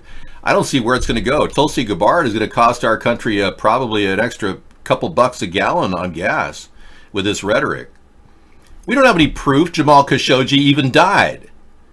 Seriously, the body they found in a suitcase never had DNA confirmation it was him. Yeah. So if Tulsi Gabbard is really pitching AIPAC's, plan to, alienate Saudi Arabia, it doesn't make any sense to me. Maybe MBS is just too big of a threat to Israel. Maybe Mohammed bin Salman is too big of a, potential player. That could be the real motivation behind hating on Saudi Arabia. And maybe coming from the old guard in Saudi Arabia too. Like the ones that embraced Hillary Clinton and Bill Clinton and those people. Those people are very upset by MBS's rise to power, so it may be like a CIA-led backlash against this new and emerging prince, who's taking some pretty bold moves, and he's bringing Russia into the fold, which is very, very suspicious in and of itself. So there's all kinds of things at play with Saudi Arabia, but just discarding them as Wahhabis and ruling them out because they breed extremism is kind of playing into the dialogue of anti-Muslim sentiment, which is only creating a military-industrial complex. Responding officers to Beto's DWI standby claim he tried to flee the scene. Absolutely. Dark Engine, thank you. Yep, I read the entire story about him.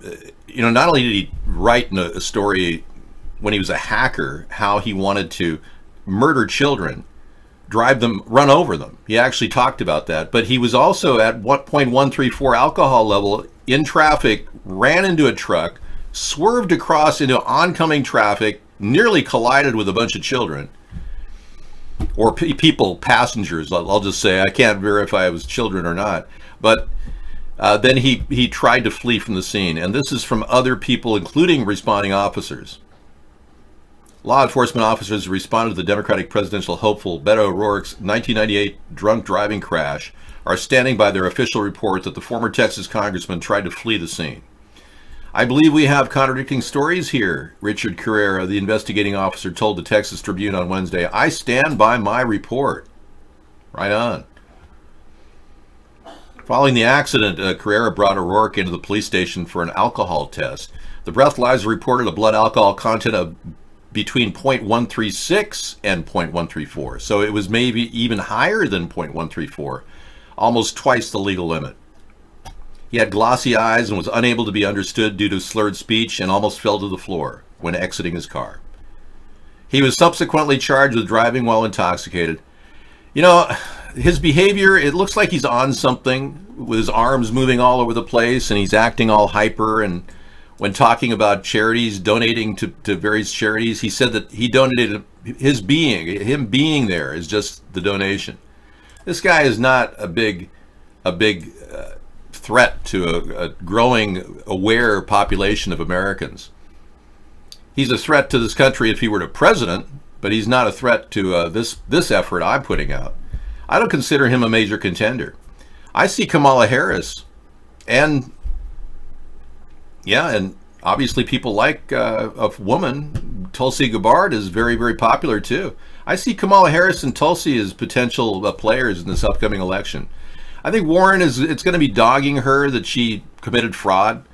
And I'm amazed Donald Trump hasn't charged her with fraud for having told people that she was Cherokee Indian when she wrote down on her affirmative action and got money to go to college. That's total fraud. That's perjury, too. Now, if she isn't prosecuted and she continues to roll out there, you know Donald's part of the two-party, play that's going on here, back and forth, left versus right, right versus left. I don't have Denmark people in my ancestry, no. In Copenhagen, my family went to Norway. My parents went to Norway, and they met people who, in Copenhagen, actually, in Denmark, on their way to Norway, that said that they saw people that looked like our family. All right. I don't have any Denmark blood in my descent, in my ancestry, but I can tell you that Sarah, I think, does. I think her brother did a DNA analysis and found out some levels of Danish and Scottish and other things.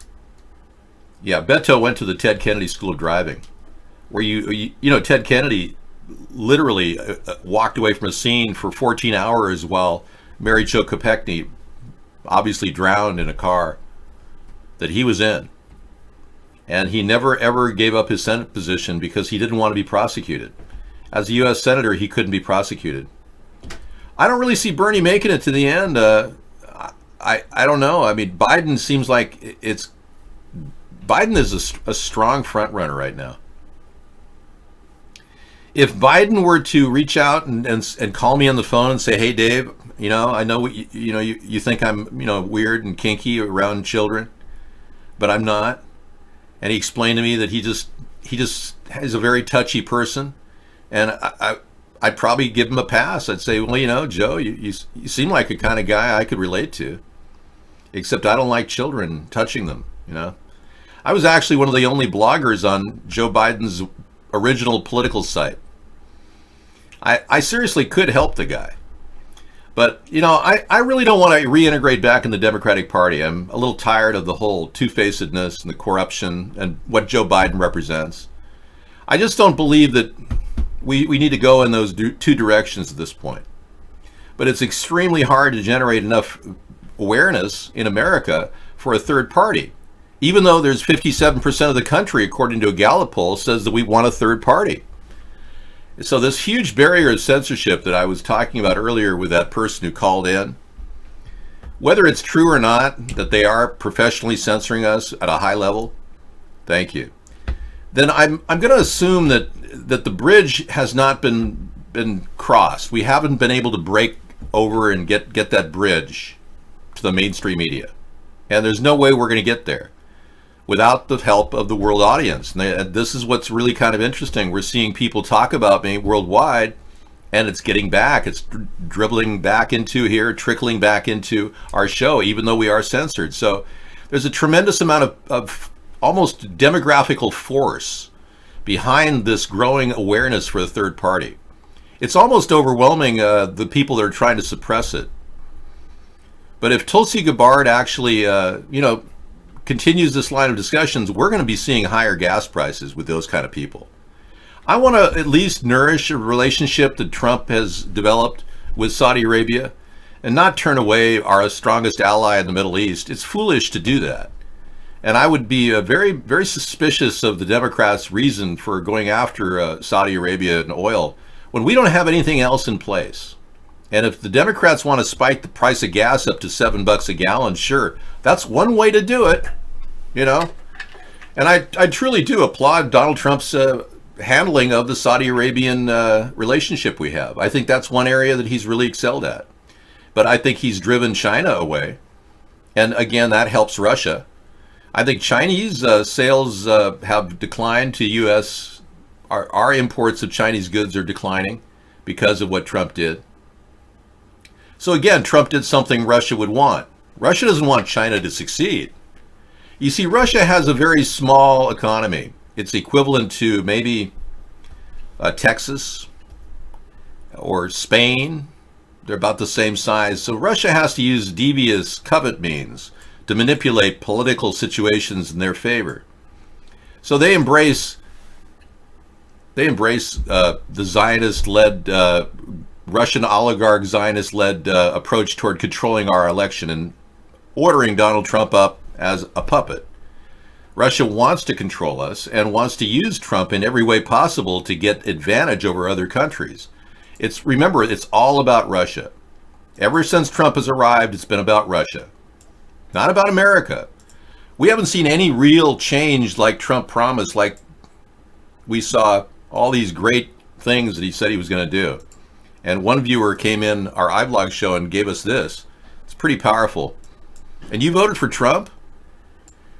As of today, no wall, no new immigration laws, no revised immigration laws, no H-1B visas canceled, no DACA repeals, no birthright anchor baby repeal, no sanctuary city lawsuits, no E-Verify requirement, no border closure, no cancellation of the visa lottery, no arrest of the swamp creatures or elite pedos, no stop to chemtrails, human trafficking, or CIA drug running, no stop of the 5G network. He's promoting it. GMO food, vaccines, fluoride in our water system, chemtrails. No support for Assange, WikiLeaks, and no prosecution of Hillary Clinton. I wrote that. And are you happy you voted for Trump and got nothing? Happy? I just think that's very appropriate. We really are dealing with a president that likes to talk to people and BS, and like Scaramucci said, he likes to lie. It's fun for him.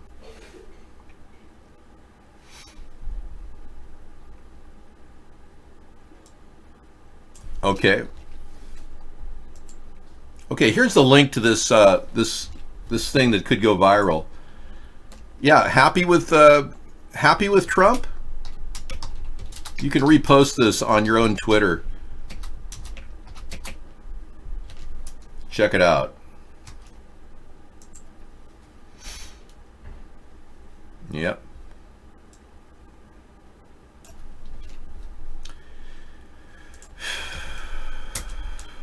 Now, there's a strong need for the Democrats to not do anything. Remember, they're really good at not doing anything. So right now, the Democrats are coming up with ways they could avoid impeachment.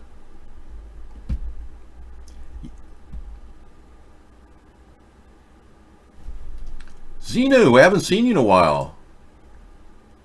Yeah, we're going to have to purge that, but yeah. Try not to post so many spams here. You know, I don't plan on doing Twitter every day, and I think I would probably go through an agency within the government to make sure everything is approved by the Pentagon and the NSA. I can't believe that Trump does this every day without checking and cross-checking the impact his statements have. We have become almost gun-shy of what Trump's going to tweet next. A lot of people are like overwhelmed with future shock, I think. Trump has been amazing at confusing people. He's really good at just lying and talking about things left and right and destabilizing politics. He's a crazy maker. And I don't think that's the kind of person that's going to stabilize our country at this point. Only use of this is to test your printer. Is that okay? The periodic table. Okay. Reparationium, Palestinium, Idiotitium, Casio, and oh, you got to see this. This was really funny.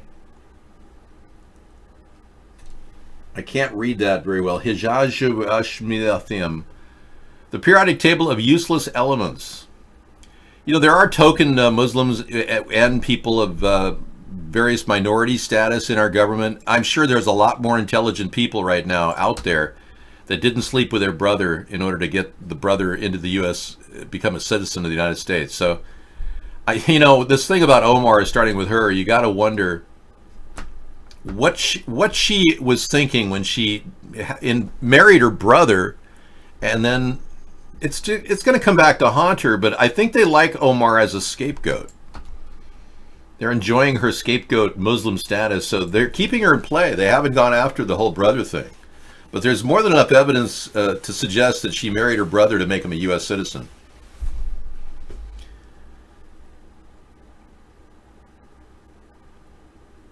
Yeah? Well, Trump didn't start a war with Syria or Russia, and I want to agree with you on that. And I think you have to understand that my idea of pulling the troops out of Syria was taken by Donald Trump. And he received a lot of flack from all of his advisors about it, too. I think the fact that Trump went with my idea has kind of made him favorable. 53% of the country support Donald Trump's idea of pulling out of Syria. But it's my idea that he took from our show. Anyway, it doesn't matter. I was the one that said not to support the rebel troops, cut the funding there, and then gradually pull rebel troops out. We haven't pulled out of Syria at all. Trump said he wanted to, but Bolton is still keeping our troops in position because they're trying to segue to European people and mercenaries to take over position. Remember, we control an oil well system that Bashar al-Assad really wants. And Russia really wants. So theoretically, leaving that oil well system unprotected is foolish. So we have to at least solidify or restore the position that we have. We shouldn't just allow Assad to acquire a utility as powerful as an oil system that is delivering a tremendous amount of fuel. That's foolish. When Putin went up for re-election last year, he didn't want anyone to know that they had actually lost a conflict in that region with mercenaries that Russia had hired to actually stop us from maintaining control over that oil derrick system. And Russia hired a group of mercenaries that they failed in the process of trying to reacquire it. So that's a very big, important component in the Syrian discussion. Because at the very heart of the Syrian battle over the years has been the oil and access routes, the pipeline. Yeah. So we've still maintained a strong control over certain areas outside of Damascus. But as you can see, Syria is a key area that co-joins both access points for two proposed ideas of a pipeline. And this is a very old plan that's still in play. But we're not out of Syria yet. I know Pope Francisco is watching me. I had no idea that he was going to follow my advice and fire McCarrick. I want to thank you for doing that, Pope Francis. I think that was a good move. And Cardinal Pell is under be indicted. I guess they found him guilty. Lots of things are changing in the papal ministry. But there's also this problem with 1,000 alleged pedophiles in the United States that have to be dealt with. And I think that has to happen in a staged, methodical manner. Sending them out of the country is not going to do it. Retraining them with less perversion, that's not going to do it either. A recent study found that 92% of all priests are homosexual. That's shocking to me. It really is. My priests, my original priests that taught me the Catholic faith when I went to school there, catechism and all of that, they'd never touched me or anything. I was never approached by anybody, in a weird way. I was slapped on the wrist, though, by the nuns. They're very, very firm, very strict, too. You had to live in fear when you went to Catholic school. It was kind of like boot camp, almost. But yeah, I think the new face of the Catholic Church has to be re-engineered. And it cannot include pedophiles and homosexuals. Okay. I hope so. Hey, thank you, Zeno, for telling me about that. Yeah. They're saying, Dave, do you really believe you're talking to the Pope? No, I don't. We don't know who that guy was that put me to full Nelson. I would have to go to my former attorney, who I don't talk to anymore, and contact him and ask him who was the guy that was who did this help for his house, because the guy was working on his house when he came over here. He was a green card holder, former Canadian national champion wrestler, he said. And I've yet to be able to find his face among all the pictures of national Canadian wrestlers. So the only way I could do it is to get my former attorney to tell me who actually built his part of his house. But I would like to find out, because that was a felony assault that man did in front of multiple witnesses. And Sarah is my witness. I was sitting on a couch talking to a bunch of Democrats, and the guy never even talked to me. It wasn't even like we were having words. We didn't even exchange words. He just kind of slithered around behind the couch. I was like, never let anyone go behind you while you're sitting on a couch. And he just grabbed me with right around my neck and put me in a full Nelson, and then bragged about how he was a former wrestler and he could kill me with one move. It's like, wow. And then my own attorney didn't even stand up for me. That's why I let the guy go. Or at least I would never talk to him again. Yeah, you got to really never let anybody walk behind you, it seems. You know, you don't know what these people are going to do. A lot of these people are passive aggressive. And because they don't have any ability to speak out or communicate, they harbor a lot of anger. No, he wasn't a fake attorney. He was just a useless attorney. I mean, I could tell you all the things he did for me were almost barely competent. I did most of the prep work in any case I actually had to go to, the nth degree to defend. It seems that if you get an attorney, you're going to have to do some research on your own, because if you don't, they're not going to be able to get everything laid out in a proper brief to file at the right time. You literally have to do their job for them. And that's what I did with that guy. I did his job for him, and then I handed everything to him, and it was just perfect. I stayed up 2 days one day dealing with a suit I had. I didn't get any sleep, and I just nailed it. And he just assembled it, and it finally, handled my situation. But you got to really ride these attorneys. They're slackers. They really are. And you can't slack in legal matters. Well, I don't think that's possible. Yeah, we're just going to have to ban you from the show. The black guy said he bought a paper for $25. Not me. No. He was bragging about, I met a black guy in my civil rights course that approached me and made comments to me.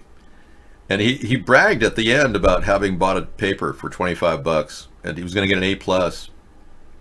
And he did. He got an A+ on a paper he bought.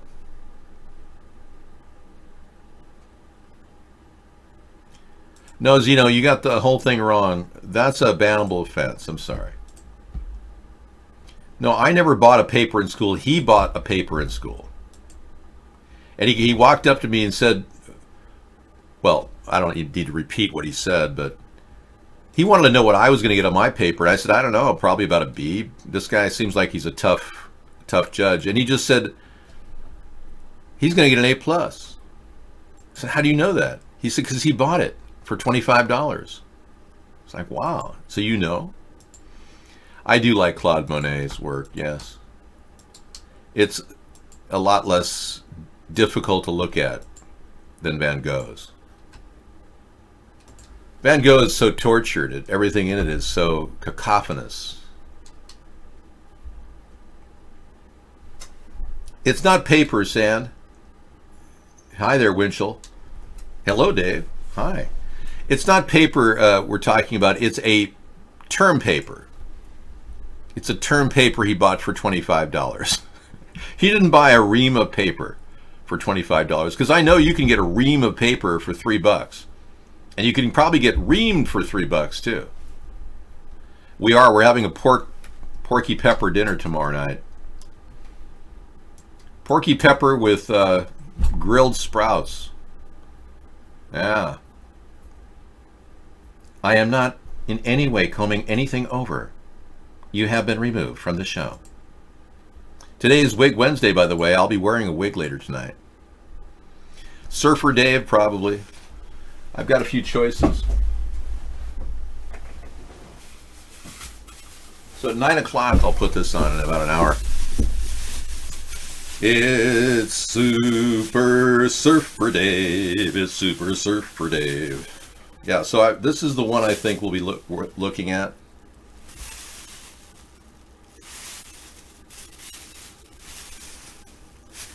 Versus the other one, which looks more like this here. This kind of has a kind of a youthful feel about it. It's a bigger wig and it's easier to put on my head. So Coming up at the top of the hour.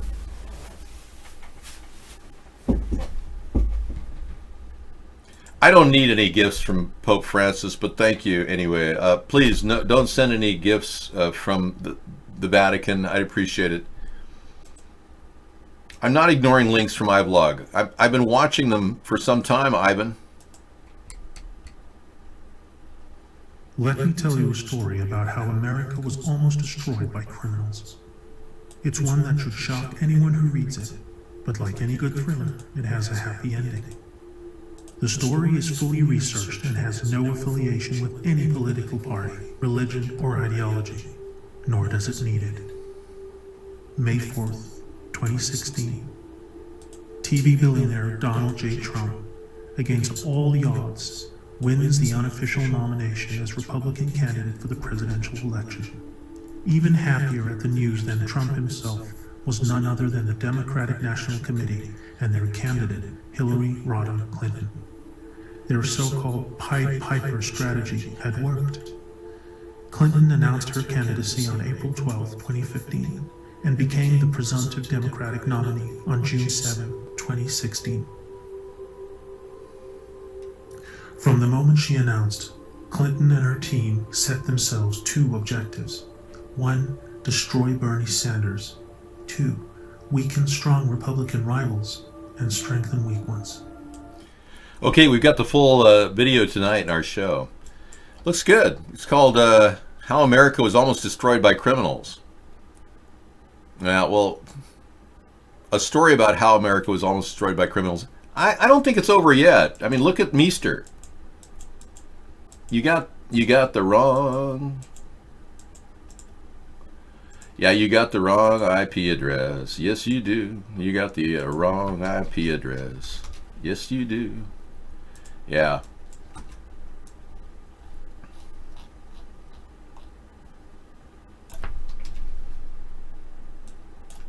Yeah, if they had the right IP address, I would have been completely shut down and DDoSed. But yeah, they're phishing now. Notepad. Death threats. Doxing. Yeah, I keep track of everything.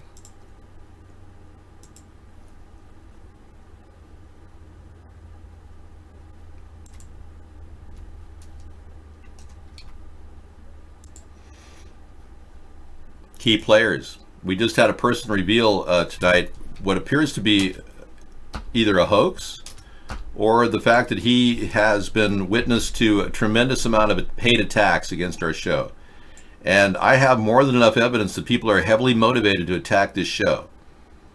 Despite what other people say, they say, Dave, they're just pulling your leg. It's a big joke. Yeah, they have like a side joke. They're just a bunch of losers. I think these people are making a lot of money doing this. And I think that's what's motivating them. That's my position. You can disagree with me if you want, but the fact that money moved hands, we know that Amanda and T. Rucker were doing a show for a couple years, and they broke up. And we know that Amanda left T. Rucker to move in with Lot Lizard. Lot Lizard apparently put her up in an apartment. That can't be cheap. And then according to Amanda, she said that Lot Lizard wanted her to do things for him, if you know what I mean. Wink, wink. Well, that can't be cheap either. Anyway, Amanda went on to start her own career as a different type of a person. And in the meantime, we've seen the T. Rucker guy feign his death and then come back to life, which is very strange that somebody would feign their death unless they wanted to hide from a lot of money they made and get out from under any tax liabilities or a doxing charge, which would involve extradition and multiple felony counts. So all of this kind of leads me to believe that there is a lot of money at play for people to put their life at stake, their ability to function at stake. So that's my position, is a lot of money has transferred hands. Yeah, Republicans call you anti-American if you disagree with them. Yeah, there's a thing about... Hang on just a second, I got to copy that. David, don't feel about yeah, let me hang on just a second. There we go. Yeah, I just need to copy it. There we go. All right, yeah.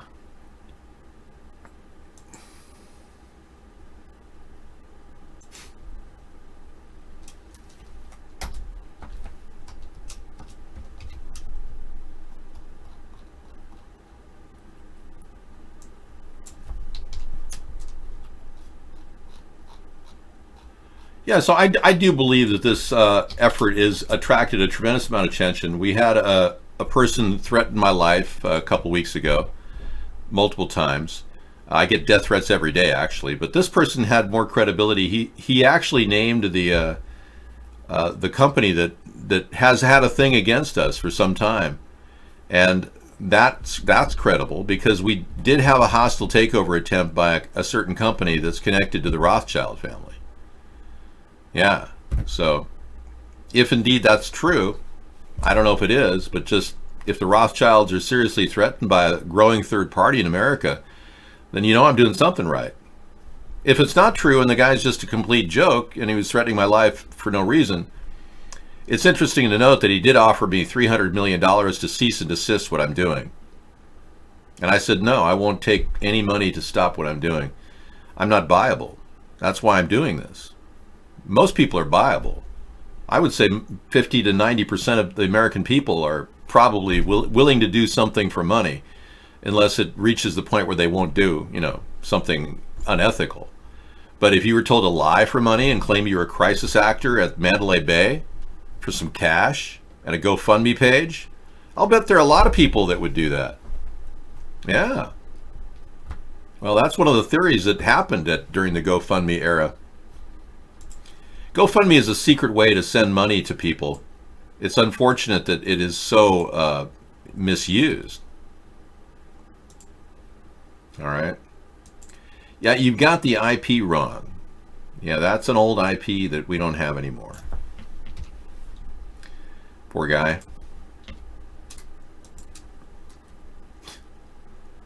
They keep getting the IP wrong. I think they're relying on the IP they had, hoping that that's the one. That's kind of outrageous, but yeah, Howie, you got something. A satanic temple? Okay. Okay, I'm going to clear chat, so hold off on your input here.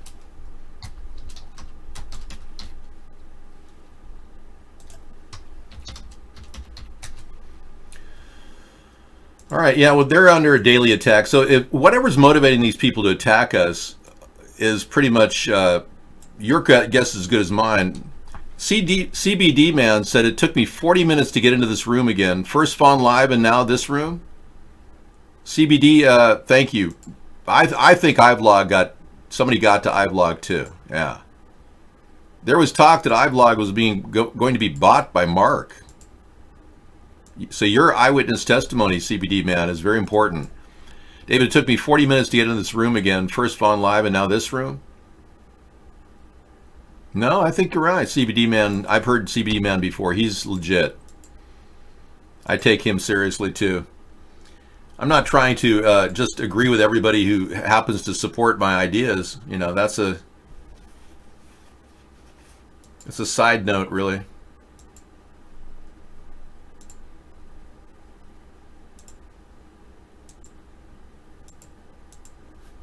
Oh, I see where Rothschild Hitman. There you go. Okay. Let's just go ahead and keep that. And then yeah. Okay, I'm going to turn on activated chatters because I think this is something that they think is pretty funny. Yeah, I seriously don't think the Rothschilds would be so stupid to put somebody out there and claim allegiance to them. I hardly believe that they would ever do such a thing. But you never know. Stranger things have happened.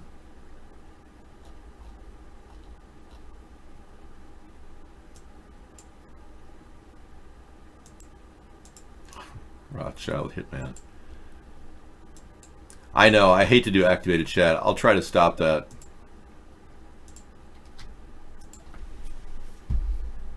No, they wouldn't do that. I don't think so. Anybody who's representing such an important family as the Rothschilds to claim that they're doing their work would be foolish. That would be absurd. But it does stand to reason that the most likely, thank you, they checked the IP address in Chicago. I know, exactly. The most likely cause of this problem is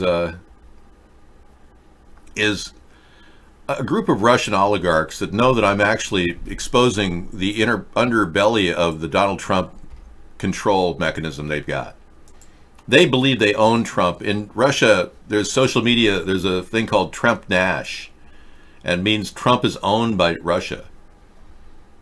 Here's the full Mueller report, in case you want it. There have been efforts to try to knock it off the internet. If you want to read some boring tripe that doesn't even cover the full story, you're welcome to it.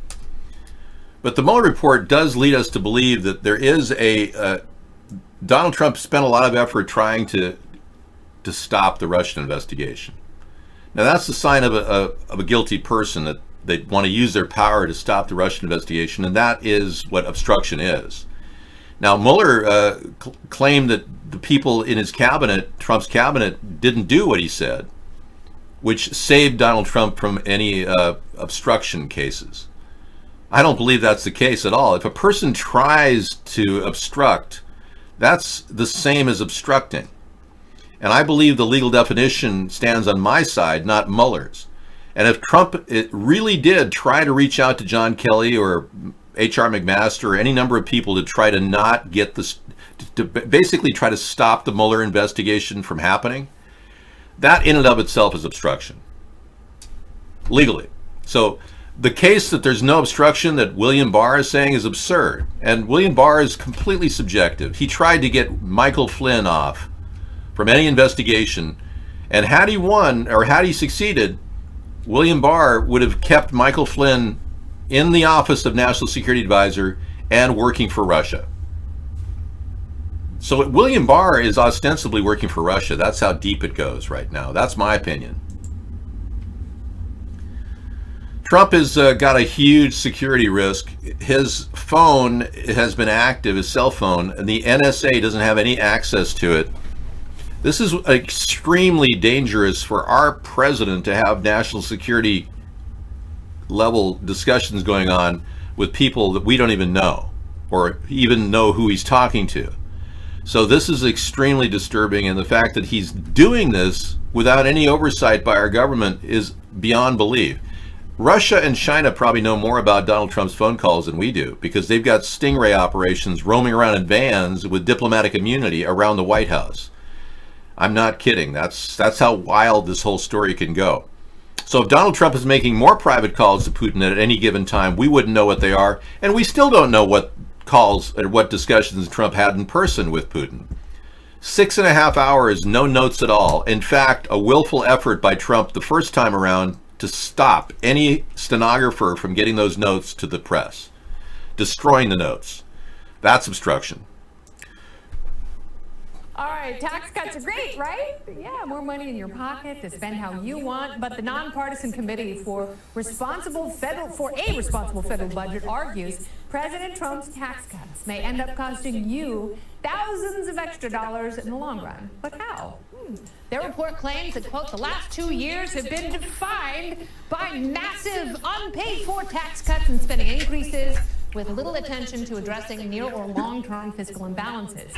This new debt denialism could not come at a worse time. The rapid aging of the population means deficits and debt are on course to explode in the coming decades. You know, and the companies that are not paying taxes are the ones that are making the most money. So our government is making no money from the most profitable companies like Netflix, General Motors, Chevron, JetBlue, IBM, US Steel. They don't pay any taxes at all. Amazon. Okay, I'm going to put that off to the side. Side note.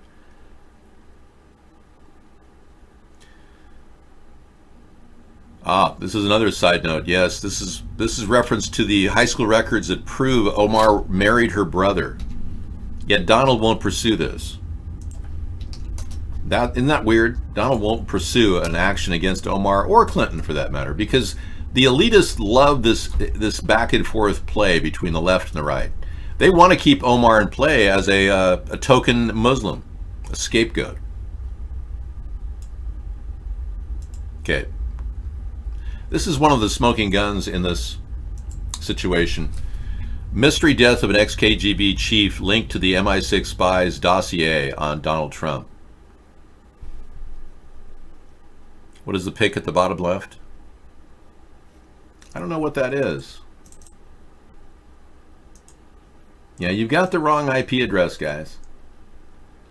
You're going to need to do a little bit more. I closed all my ports on my computer. You can't access my IP.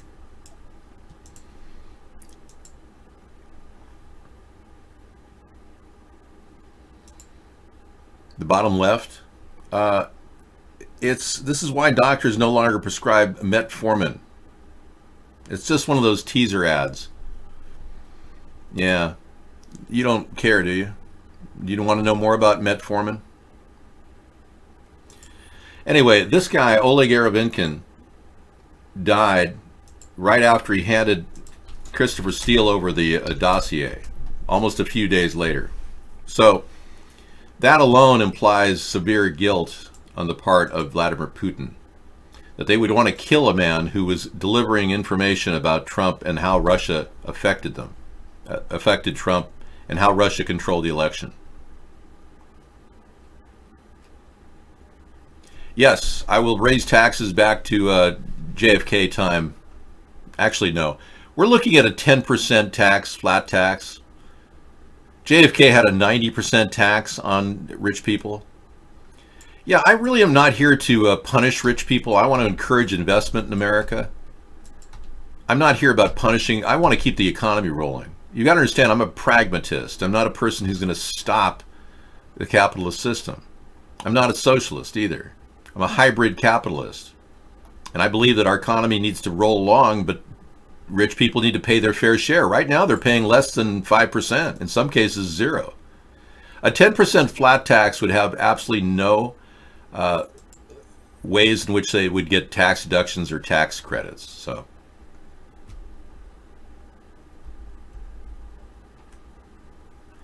okay, Bill Ding, trying to get into the iBlog room, being blocked, took me almost 2 hours to get into this room. I believe you, Bill Ding. Yeah. But then again, there's that element that you may just be BSing me and, trying to paint a picture like people are keeping me out of the rooms. But I believe you. Yeah, Bill Ding has the same report that iBlog is keeping people out. Well, folks, we got 84 viewers at iBlog, and the numbers are skyrocketing, which is kind of interesting. And they didn't just feature me. We've got a lot of viewers. And a hard time people are having getting into the iBlog room. So something's working. We're not sure what, but if they're trying to stop people from getting in, they're overwhelmed. That's possible too, because we are reaching certain critical masses in terms of the media. The number of people talking about me worldwide has spiked considerably, and that's reached a kind of a crescendo. And I thank all of you for talking about me. I realize that's the only thing you legally can do, and I appreciate that. We don't take any donations from foreign governments or foreign entities whatsoever.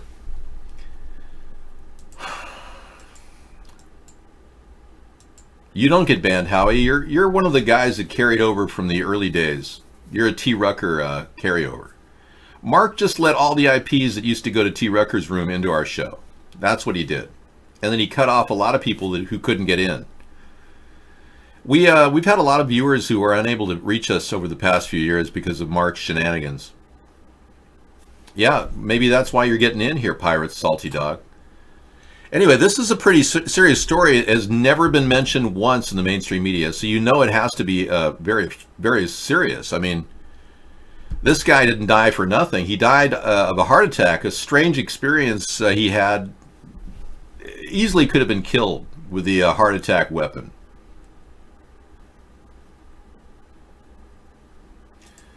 The fact that you used to go to his room is the reason why you're in here, Howie. Everyone else is kept out. That's the only reason. Okay, moving on, we've got Robert Mueller collected a nude selfie. And this is not a story that's going to just disappear for Donald Trump. Concord Management and Consulting actually got a nude selfie in the inventory that was presented. We're having some problems with our signal here. Hang on. There it is. Yep, according to Concord Management and Consulting, they did collect a nude selfie in the inventory on Donald Trump. So that means that very likely there is something in play.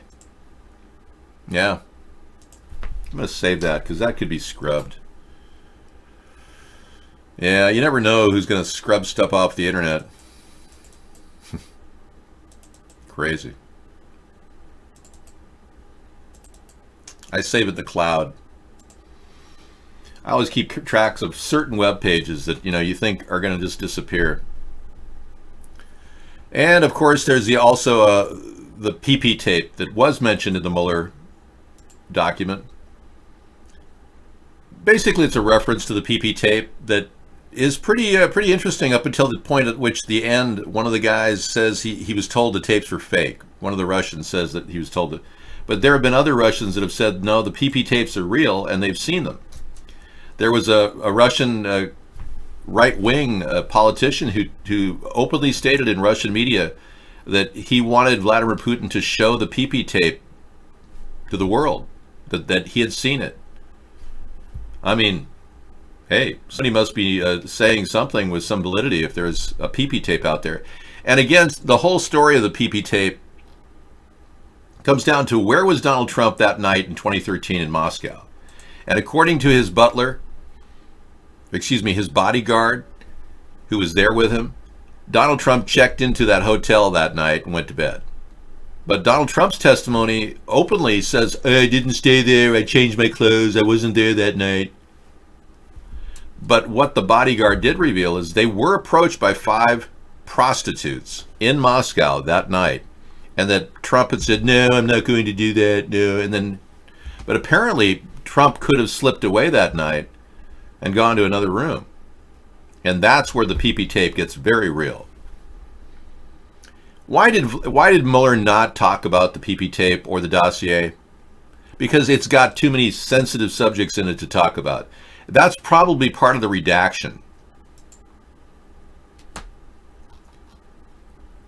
But the Mueller report did find out that there's 7 times that he found that Sean Spicer and Sarah Sanders literally had to lie to the press to cover for Donald Trump. And we know that Hope Hicks openly said that she lied regularly for Donald Trump. So Hope Hicks was on record saying she lied for him all the time. So if that alone and all of these eyewitness statements of lies going on isn't enough to convince you that Trump is lying, I don't know what is. It's kind of a hard to imagine with all this propensity of information leaning in one direction. Just doesn't make sense that we would be, not lied to at this point. Great. All right. So we've covered the territory. Thank you. Whew. We have a video of you, David. Be careful. Bring it out. Yeah, let's see it. Bring your video. Yeah, you got a video of me making dinner with Sarah and defending the right of homeless people to live in tents without paying money, in which I got pissed off. You've got a video. Go for it. Play it. Ring it. I don't mind having people know that I get very, very, very defensive for and protective of homeless people. It's a very serious issue. I lived among homeless people. Hey, thank you. That's a good one. Yeah, I'm making pork. Yeah, pork peppers. I'm making pork peppers tomorrow. Pepper pork. Yeah. And grilled sprouts. What the hell do you have against pork, man? I don't know. Sarah Huckabee Sanders looks like she wears a lot of polyester.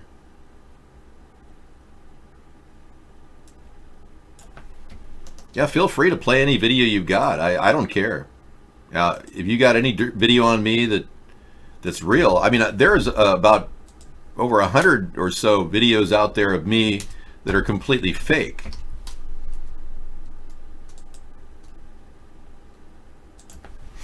There are people that have been doing paste up of my face on porn movies. There's like paste up videos out there, porns. I haven't seen them, but that's what people claim. I mean, LA Times admits geoengineering is real. That's great. Let's take a look at that. Thanks for coming in, everyone, and talking about some new and creative ideas for America, other than taxing you like the Democrats want to do with climate issues. I want to innovate. I want to fix climate problems, not just create a monopoly game of cap and trade. That's a failure. So the real climate change controversy, whether to engineer the planet in order to fix it. Yeah, see? Now they're bringing on the discussion of real stratospheric aerosol injection, which is a disaster and has led to a change in our magnetosphere in the recent years. Now they're claiming this is an idea we're thinking of doing, when in fact they've been doing it for decades. Yeah, these people are scumbags. They have one goal, and that's to poison the earth and play God.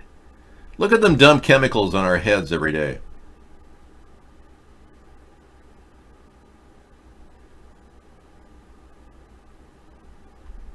Okay, enough time looking at it.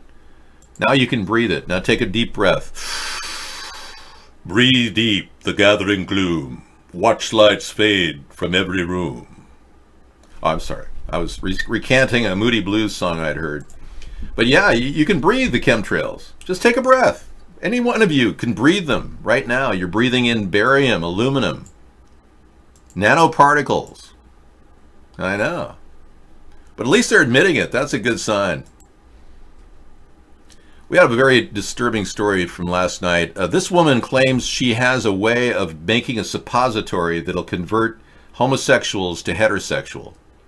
She believes that the anus has a type of worm in it that attracts activity. Now, I don't know if this is real or not, but let's listen in to her method of actually preventing homosexuality. If you're in New Jersey and California, please turn off the volume, because I don't want to scare you straight, okay? It's illegal to scare people straight. Yeah, she might be onto something. It's like a tapeworm in their anus that seems to want more activity. يعني اكتشفته هو تحاميل علاجية حق الشبكة الجنسية للشباب بالجنس الثالث حتى الرابع اللي هي البويات في حالة الشبكة الجنسي الرغبة الزايدة.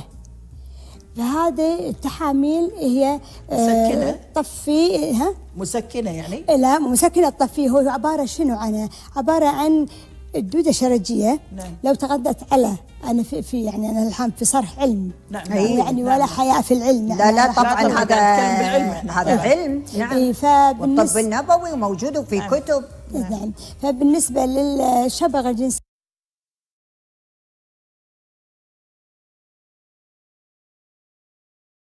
يكون اعتداء في مراحل معينة أو عدد معين، بعدها يتم الشخص سواء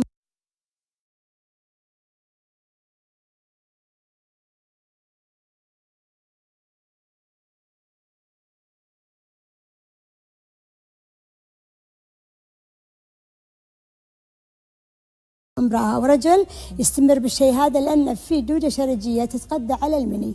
سبحان الله. على الحيوانات المنوية. عشان كذي أنا اللي سويته هي لبوس تحاميل. هذه يستعملها في أيام معينة في وقت معين. هذا تطفي الرغبة، هذه تقتل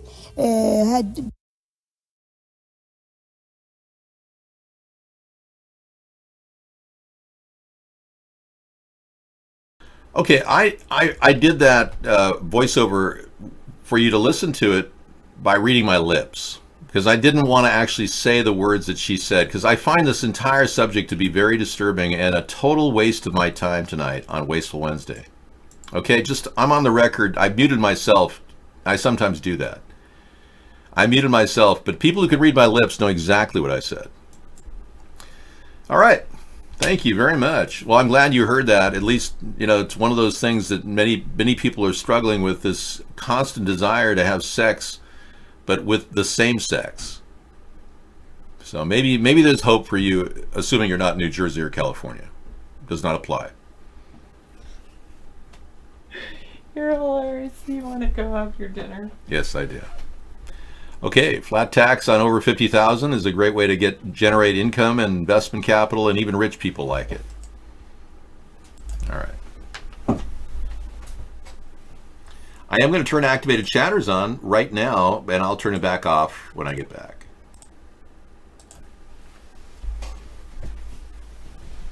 Yeah, we had numerous attacks, just so you know. Oh, yes, I know. Yeah. Oh, thanks for doing activated chatters only. Yeah, that saves me from being attacked. I'm always like, I don't understand. I don't get attacked. Why do you? How is it awful for you? Howie, you're in here. Hi, Rex. How are you, buddy? Yes, exactly, Bengalitis. I need protection. Yes, Frog Dog, eventually we can see that thing, like you said.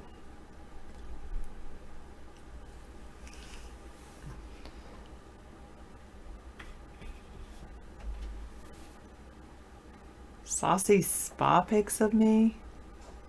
How did he get saucy spa pics of me? I don't understand. I did make a couple of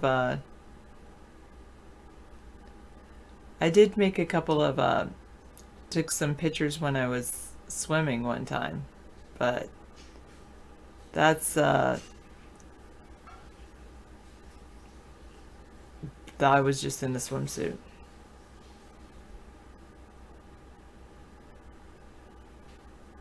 Women want to be treated like men until they are treated like men?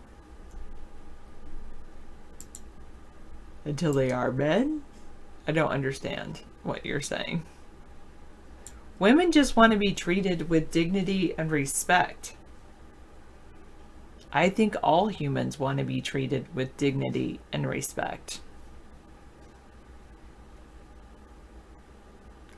I heard someone say something yesterday that really helped me, is like, I will respect you. You've already earned my respect. I will pick you up if you fall down. I won't laugh at you.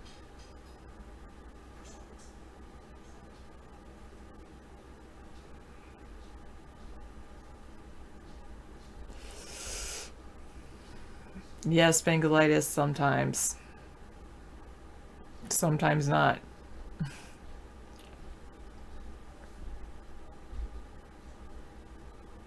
I didn't need to be off the record for that. But actually, usually, I've never had to do that because I haven't had hair grow there, or at least not very dark visible hair. Oh wait, Dr. Meow prefers to be treated with fear. He says no need for fake dignity or ape-like respect. You want sauerkraut? I did have some pickled vegetables earlier. Yeah, I like it. I like my hair like this. It's nice and tidy.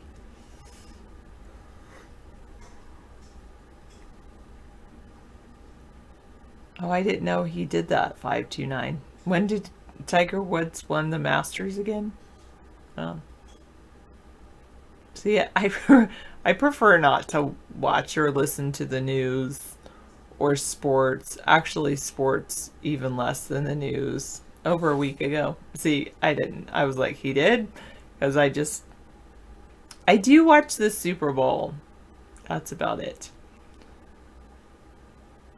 And sometimes I don't even do that.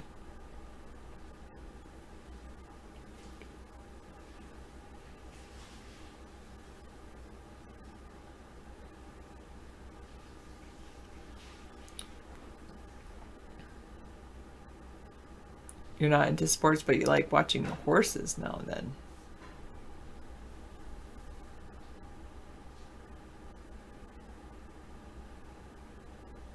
You like the pickled pickled vegetables, cauliflower and other things.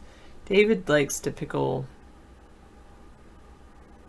all kinds of vegetables, and so he like saved his pickle juice and put different vegetables in it, and now I'm like, I really want to get rid of it, but I don't want to throw it away, so I ended up eating some pickled carrots today, which were pretty good. He has some celery in there. I haven't tried that, but maybe I will. I'm not a big pickled vegetable fan normally, but then I'm like, oh, maybe I should do this just to get it eaten, because I don't want to just throw it out. I guess that's my thing, is I'm not really, certain things I don't want to just waste. I tend to agree, Howie.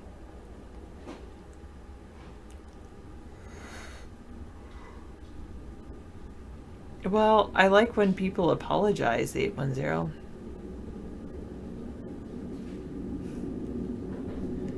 Okay, CBD man, you ready? Is your wife there? Tell me when she's here so I can actually show her how I get my hair that way. I know, I wonder if it's better pickled. I don't know. Alright, here it is. This is the magic. It's a giant clip. Got it? Let me put my hair down first. Okay, so my hair is long and you can do it with like really crazy hair.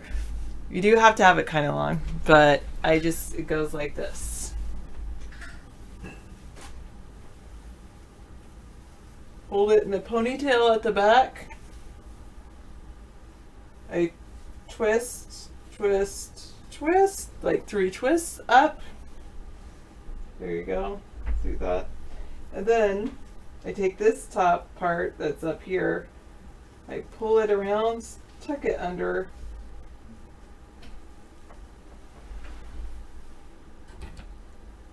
Get my awesome hair clip. Up on that side. Flip. And there's my awesome beehive hairdo. 3 twists and a tuck. And then sometimes if you want it more like to not be like so one-sided, you can kind of pull it out. And I love that it just like, yeah, those are pretty cool thing. She's so cute. She's flipping out. She's like, thank you. I finally get it. They used to call it I think they call it a French twist or something, but I love these hair clips. They're one of the things I do love. And then sometimes it like pulls out a little bit, but it's fine. All right, should I do a full spin? There we go. There we go. And back. All right. Oh, I got to see it because there's a little bit of lag from my broadcast to my actual hair, and I'm like, yeah, that actually does look good. It does look good. I've got a wig coming on at 9, so I'll be wearing Okay, so you got my hairdo, real hair, and then David's will have his wig Wednesday day. You have hair like mine when you walk between 2 high-speed trains, and it's so cool because it goes from like big fluffy hair to like nice, tight, proper, prim and proper. And then I can use the smaller hair clips, but I have pretty thick hair, so the bigger ones are nicer, better. The smaller hair clips, I just like pull my hair like this, up and up, like that. And I can do it with the bigger one too, so then it's like half serious, half frilly, you know, like instead of a ponytail. I like, once I've gone to these hair clips, I can't go back to like the ponytail holders. I have some in my purse. Sorry, purse. I know, I should probably put them in it. Anyway.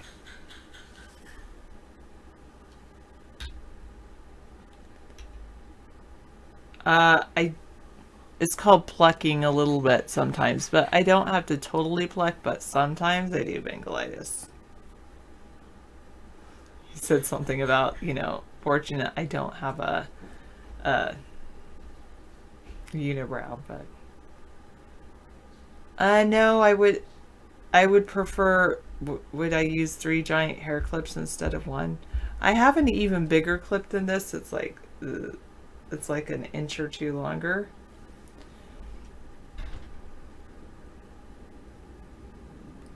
You have two looks, one where you've had a haircut, the other where you wear a hat. Yeah, I do have a huge hair clip in the other room. And the only problems with the hair clips sometimes is they lose their teeth. You'll never know. Tana Rovak. Or Rovak.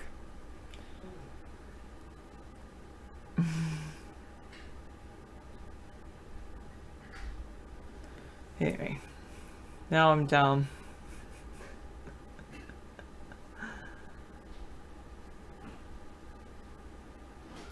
Yes, very dry. We stay very dry. Go find someone that really is.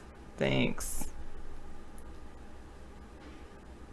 Can't afford a crocodile? Buy a Tyrannosaurus hair clip.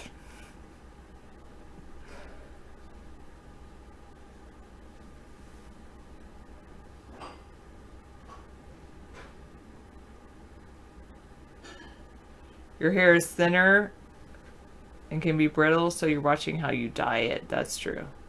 You don't have to use a whole container of hair dye, by the way. Just use a little bit. I have started dyeing my hair about since the time I turned 41. I finally decided to dye my hair because I was getting some grays. And yeah, I don't use a whole lot. I just do like little paint here when I see it, paint on a little dye. You don't even know what a hair clip is? It's this plastic thing, a clip like a paper clip, but for your hair. That's why they call it a hair clip.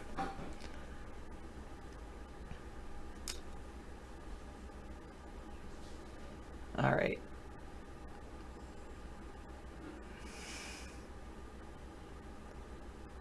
That's because I don't dye this. I haven't dyed this part. I only dye the roots, and I don't put too much dye in. Should I videotape next time I dye my hair?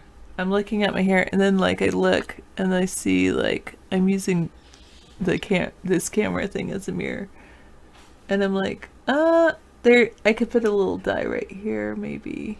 It's not too bad. Just right there. I'll wait. I don't mind having a little, my mom calls them silver hairs rather than gray hairs. I like that because like, so, you know, silver and gold is more rich.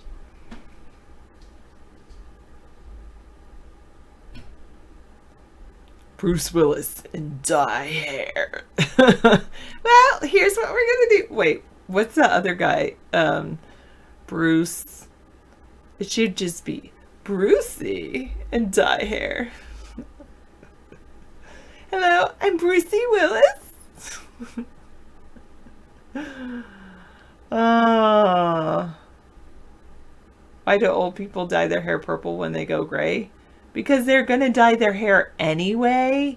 Because they're either going to dye it brown like mine or blonde. And they're like, well, I'm dyeing my hair anyway. And I don't care what people think. So I'm going to dye my hair blue or purple or green. I don't care. And you shouldn't either. I don't have to work anymore. I can do whatever I want with my hair. And if you don't like it, too bad. I know, usually it is purple. I don't get the purple thing.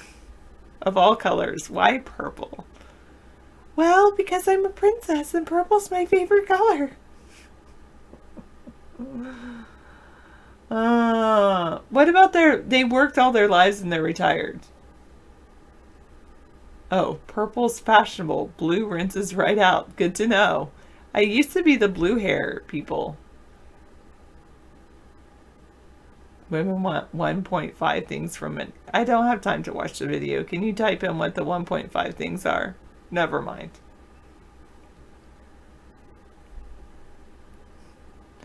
Why don't men color their hair with different colors like blue and purple and green? Sometimes they do for sports games, I guess. Sometimes.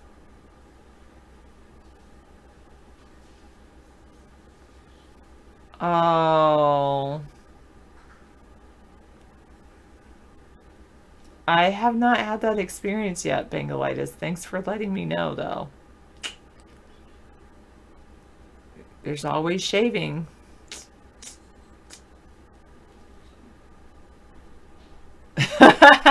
Dr. Meow, you're hilarious.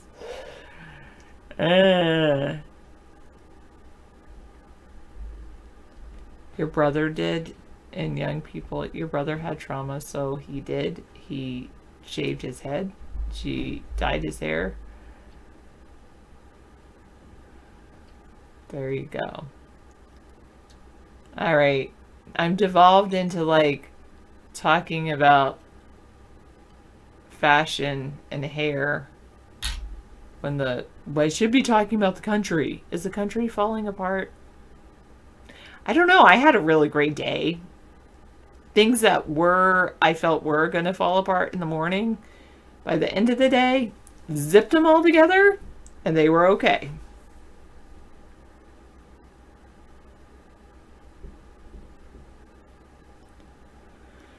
Guys don't want to go gray either, Rex. If guys have gray hair, they're going to dye it, color it, use Grecian formula. I mean, look at Ronald Reagan.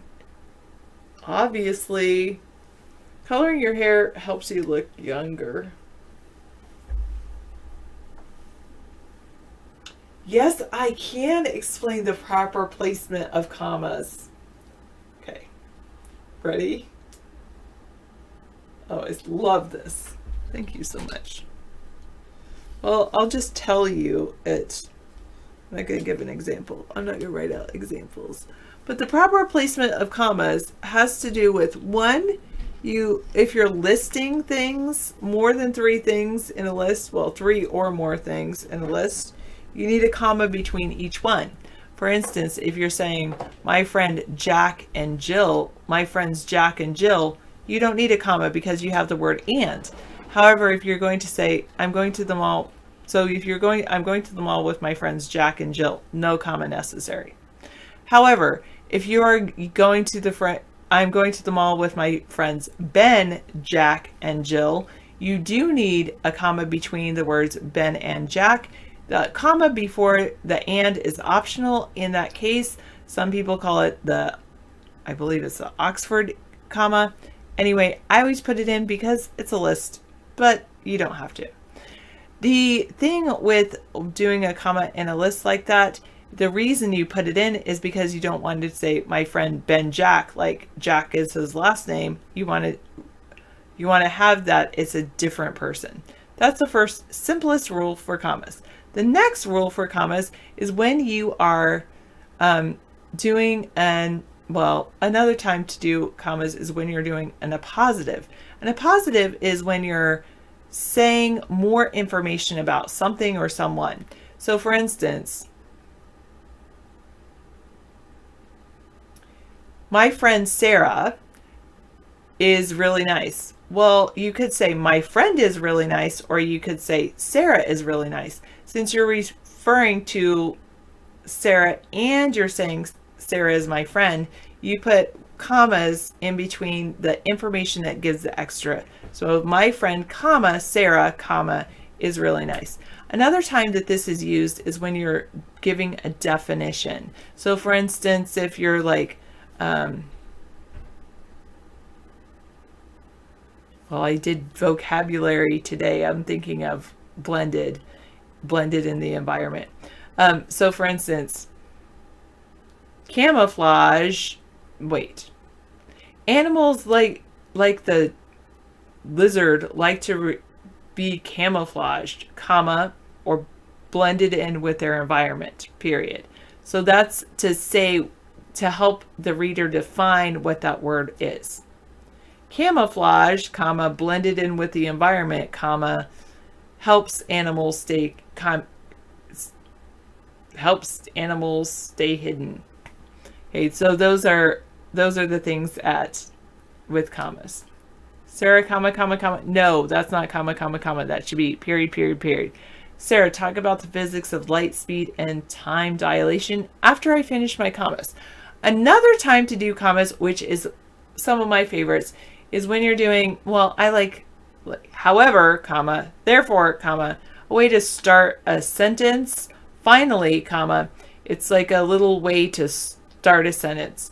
And a final way that is really great with commas is when you have a prepositional phrase and you want to move it from the end of a sentence to the beginning of a sentence. What is a prepositional phrase? Preposition.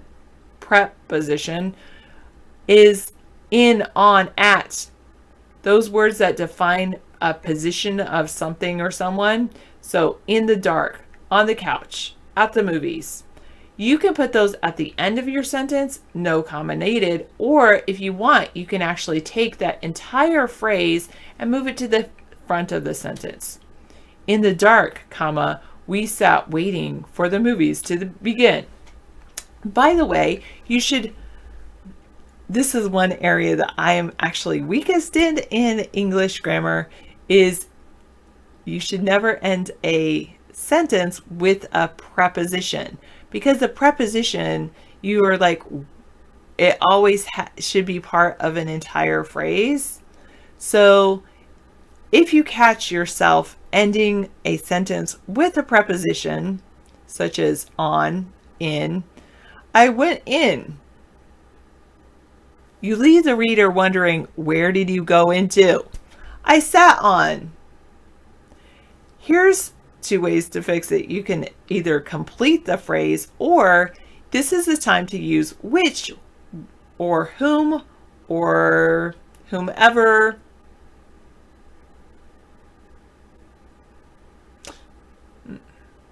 The couch upon which I sat. See how I had that which? All right. The store in which I went.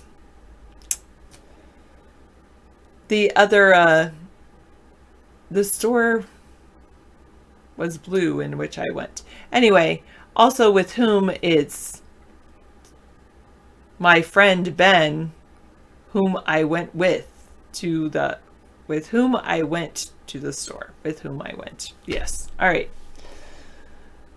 All right.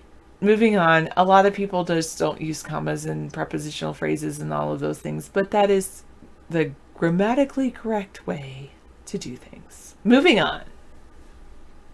I hope I answered your thing about prepositional phrases.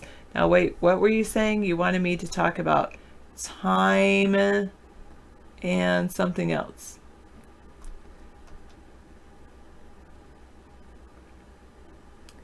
Oh, Gunther says that's a bad way to explain it, and I should say commas come in between different thoughts. Some people say periods come in between different thoughts. I would say when reading, you need to pause briefly at a comma and full stop at a period.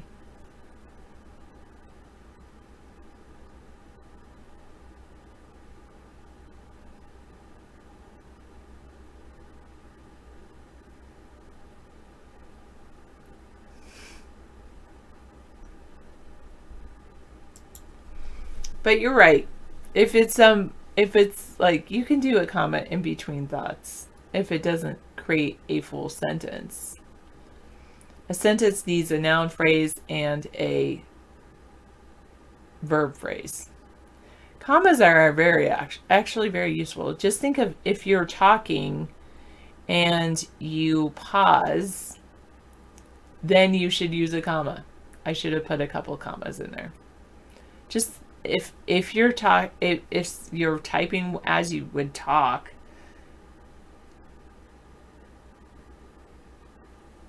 if you're typing as you would talk, that's not a complete sentence. Therefore, you need a comma there.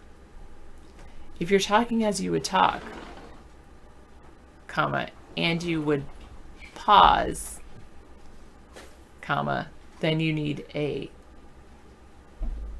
comma, period. Yes, you're right, 403. Anytime you take a breath in a speech, that's basically I should have started with that. You guys are good.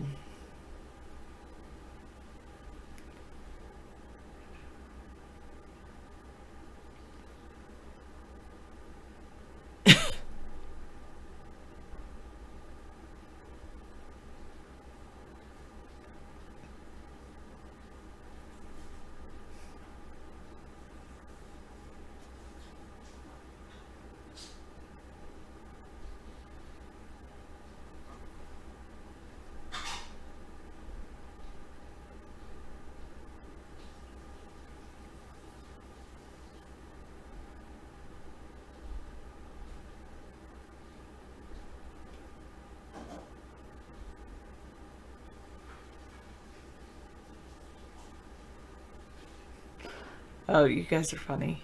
All right. Interesting to watch your chatter. I'm probably better at math than English, but I know English enough to write. I actually write well.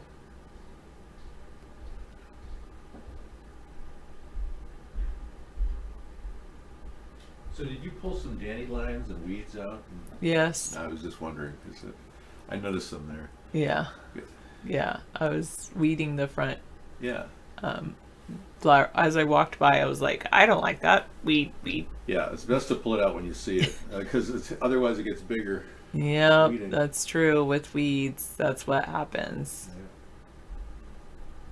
You were going to go for a job interview, but you had to be physically fit to climb ladders to go in lofts and on the sides of buildings, which you won't be able to do, and you hate heights. Why don't you try to find a job where you can work from home?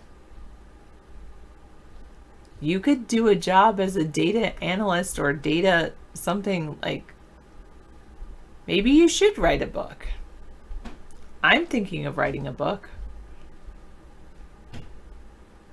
I don't think I hate heights. That was really far down there. It's really cool though. Yeah, no, I don't hate heights.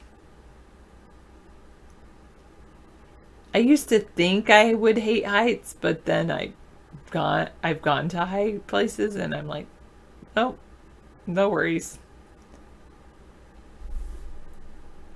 You don't need skills to write. I mean, I write books all the time, actually. I was thinking I need to write a little bit more tonight because, well, I write in my journal is what I mean. I do write all the time. The next thing I'm working on writing is a garden handbook.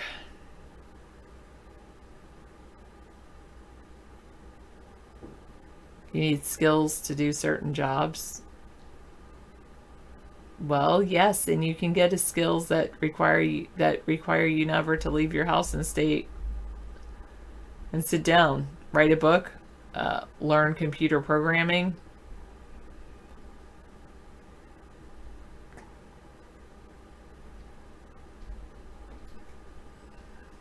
Sarah, lug a street light head up a ladder for 30 feet. Something that's as big as me. Leg it up. Can I put it on my back? In a backpack kind of thing? The part that I would not like about heights is if I'm like having to reach up and the whatever I'm standing on isn't sturdy enough to support me and I'm having to do work above my head. Yeah, that wouldn't be fun. But if I'm working above it and pulling it up, and there's like, but I'm like 300 feet up, but I'm working above it, I don't know if I don't know. I don't think I would mind it. Like working on skyscrapers or something. I don't know. It's if physically it's not the heights that I don't like, it's the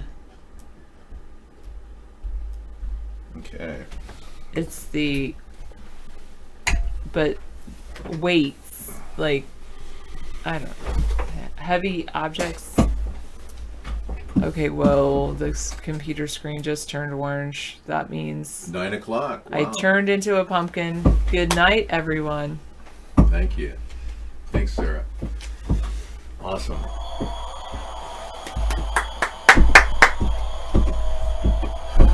Thank you. Wow.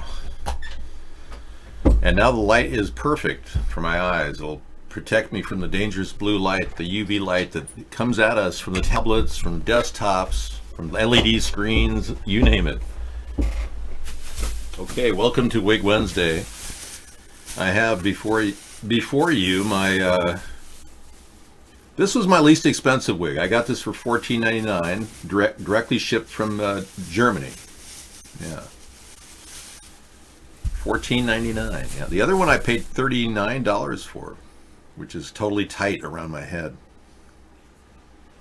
Okay, let's put this on. This is the Surfer Dude look. Surfer Dude.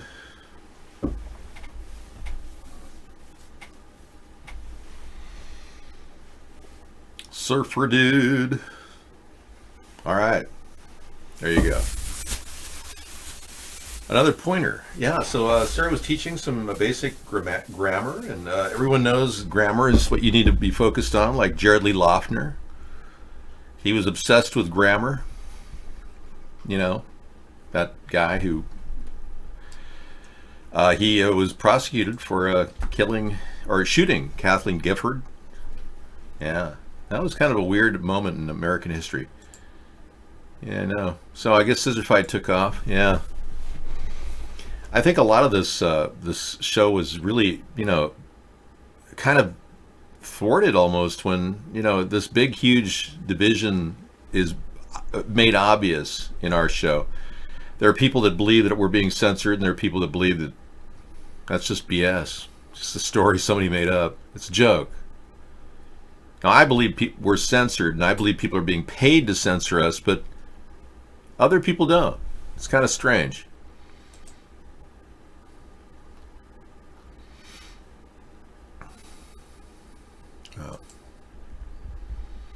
Now, Chris Christie went in and talked to a bunch of people. Apparently, Bridget Kelly, former New Jersey Governor Chris Christie's deputy chief of staff, was sentenced in federal court to 13 months for the Bridgegate story. It's ironic because Chris Christie, you'd think, would have been behind it. Somehow he's slipping out of any prosecution. Kelly and Bill Baroni, a top Port Authority of New York and New Jersey official, was originally convicted in 2016, but a federal appeals court threw out some of the counts against the two last year. Baroni had his sentence reduced to 18 months in February. Kelly was initially sentenced to 18 months. And this new guy, absolutely Bridget Kelly, is being sentenced to 13 months. Kelly and Baroni were accused by prosecutors of orchestrating lane closures in Fort Lee on New Jersey's side of the George Washington Bridge in retaliation for town's Democratic mayor not supporting Christie in his successful 2012 re-election bid.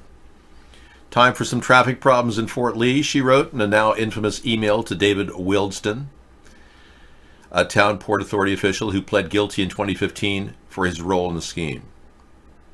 In a statement following her sentencing, Kelly blamed Christie, who has denied all involvement, for orchestrating Bridgegate. Wow. She says Christie was involved without rebuttal from anyone. To say out of one side of his mouth that I was a low-level staffer, a woman only good enough to plan menus and invite people to events, then say out of the other side that I was somehow powerful enough to shut down the George Washington Bridge, Kelly said. There's only one person, only one, and he was powerful enough to approve this act, and that's Chris Christie. And boy, is he a big guy. Let's not have any of this anymore, because we've known each other for too long to be engaging in this stuff. And I said, listen, if you don't lie about me, I have no reason to attack you. I'll just run my own campaign. In the context of all these Pinocchio ratings that he gets, you know the list of sort of misleading statements that he's accused of making. Oh, now Chris Christie is talking about Donald. Yeah, this is an interesting interview. It's 12 minutes long, CBSN. And I think you'll find it engaging. I'll be playing it tonight in the after show. Yeah, wow.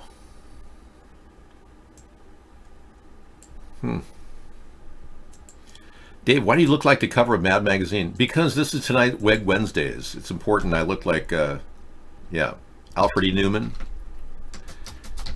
That's my look tonight, Alfred E. Newman, right. Women only want 1.5 things from men? Okay, what would that be? So a couple of days ago, I put out a video saying that there are only basically 3 things that you can get from a woman. You can get sex, domestic comfort and companionship, and children. And so a lot of guys ask me, so what is it that women get out of men? That, of course, is the famous question Sigmund Freud asked.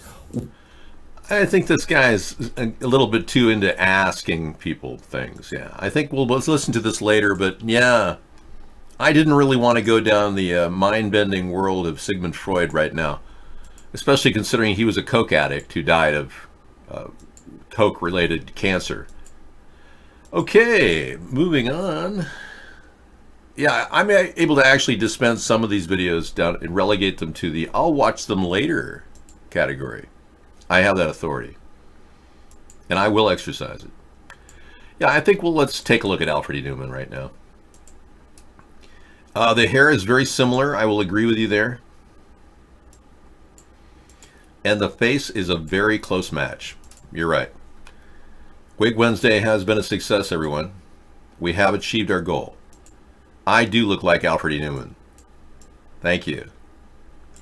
So from now on, I will think of this hairdo as the Alfred E. Newman look. Thank you so much for ruining my vision of being a surfer dude.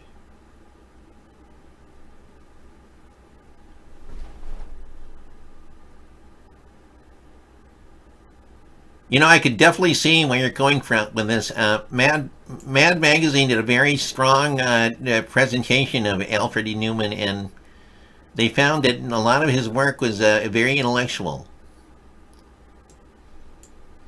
I resent that.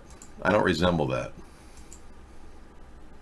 Yeah, that was Alfred E. Newman, Mad Mag. I'm a big collector. I have some of the first ever made. Yeah. I mean, who wouldn't want Mad Magazine? It was actually a large format when it first came out. It got smaller as time went on. You got it. The Inglourious Bastard scene, the baseball bat scene. Is there any violence in this? Yes or no? Pirate. Yeah, I don't think we can do violence. Play this audio. Play this with audio. Can't help but love this man. Okay, let's do the... Wow. Okay, let's hold on to your ears. This looks fun. Okay.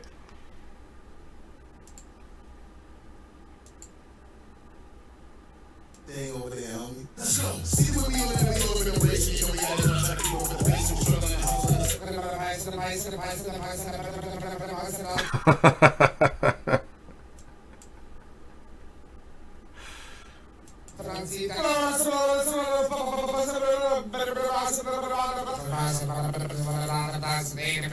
It sounds like he's having an auction within his own brain for one of his brain cells. Alfred E. Newman isn't dead yet, else I would have seen it in the obituaries. Alfred E. Newman never lived. You're a little bit tangential, and Google that, will you please, Dave? Guest 203 said, is Mad still published? I believe it is. Let's take a look. Mad Magazine.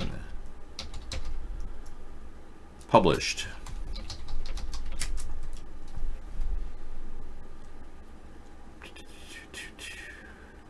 Is Mad Magazine still in circulation? Physically and editorially speaking, the self-proclaimed #1 Etch magazine still exists. And yes, rumors of Mad's demise have been buzzing about for years, if not decades. At its peak in 1972, the famous cheap periodical circulation was 2.7 million people. Currently, the figure is about the 10%, currently at 10% of that.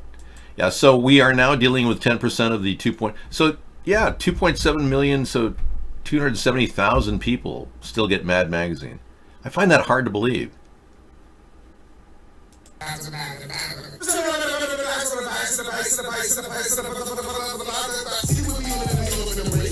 Busta! Okay, that was fun. Thank you very much. You love German violence? I do not like to see the German violence, Pirate Salty Dog. It reminds me of when the Nazis were taking over the Jews. Yeah, we didn't like that very much during that time period. It is wrong. In fact, you cannot even say the word Nazi in Germany. When you go to Munich or Bonn, you cannot say the word. It is actually verboten. Jawohl? Yes. Günther Spitzen has Anna Kasparian on Tulsi Gabbard. Hey, Tulsi Gabbard is one of the more... Oh, it's Gabbard now. I thought it was Gabbard. I had her name pronounced wrong. We're going to take a look at her, too, and look at Tulsi Gabbard. And see what that's all about. Again, I'm against Tulsi Gabbard's attack on Saudi Arabia. I actually support Donald Trump's attitude towards Saudi Arabia. I think it's more realistic for our future, especially if you folks don't want to see high prices on your gasoline, which I know many people are worried about. Yeah, that's right, man. I'm working on my deeper voices. Living large, buddy, living large. Oh, really? Here's how many Americans have already died to defeat the Nazis and the Confederacy. We're still fighting the Nazis, in case you didn't know. I don't get Washington Post because they're run by fascists. Or at least Jeff Bezos seems like one. Yeah, it just seems like he's a fascist to me. He's still one of the richest men in the world after losing one quarter of his wealth. Man, he had one hell of an attorney. His wife gave up like $30 billion. Can you believe that? What the hell is going on? She had an even 50-50 split in the state of Washington. Jeff Bezos could have easily given over half of his estate to her. Whoever her attorney is, like Tom, I just don't understand. Hello? Anyone out there? There's no one here in the great beyond. Out here in the perimeter, we is stoned immaculate.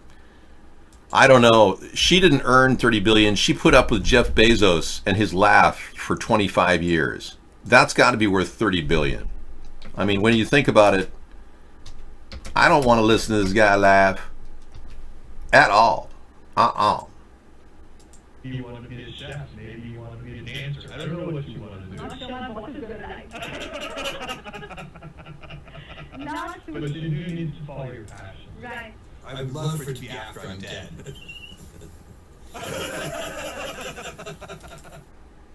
Hey, he's a fun guy. And, aside from being an alien, I think, why is it these people all look alike, too? I'm trying to figure this out. I'm looking at Mark Zuckerberg. And I noticed that Mark Zuckerberg looks a lot like Jeff Bezos. I don't know. I did this comparison the other day and it was kind of strange. There's Jeff Bezos. Is this like the look of pure greed? Oh yeah. Wait a second. We got Bill Gates looks like this too. See, they all have this specific look on their face. It's kind of strange. You think they're reptilian? Whoa. That's pretty a weird thought, but yeah, look at that comparison. Bill Gates. Yeah, let's not forget, we're leaving somebody out, Mark Zuckerberg. Reptilian, maybe. Really?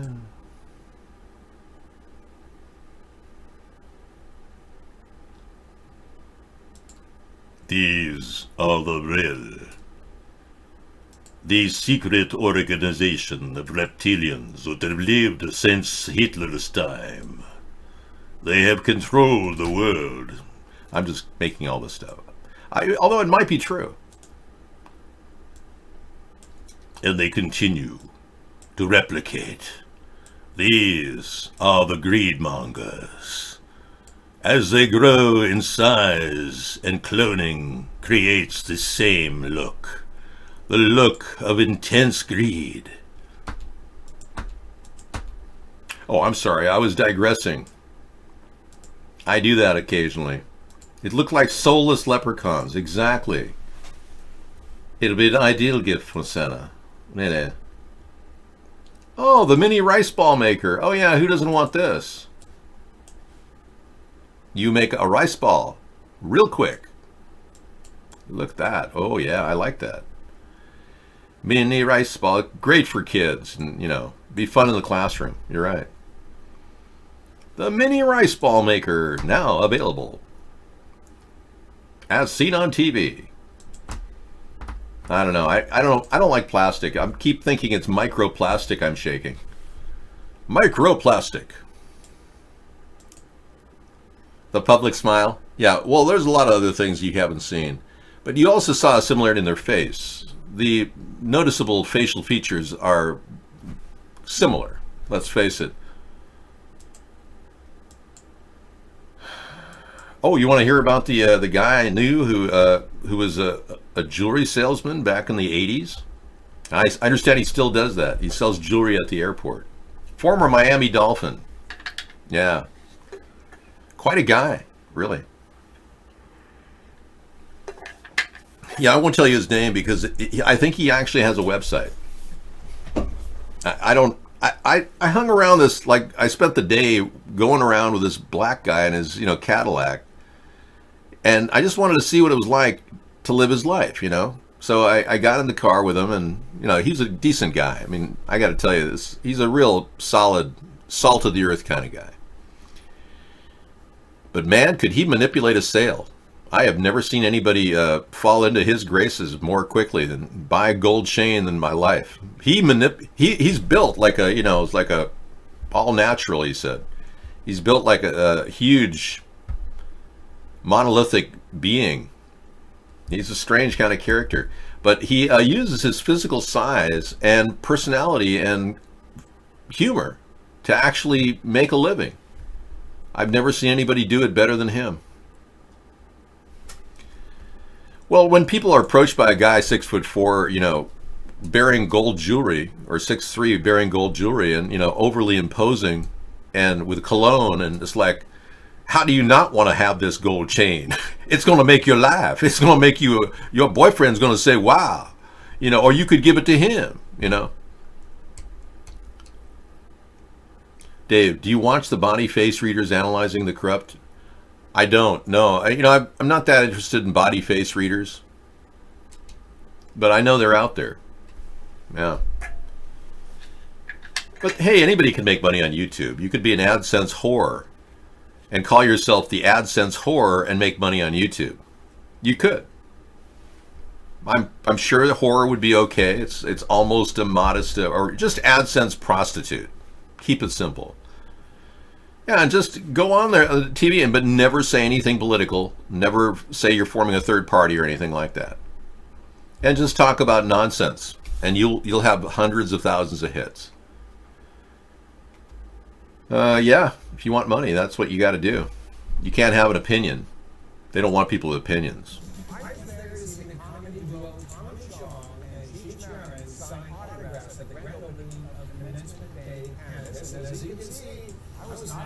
Whoa.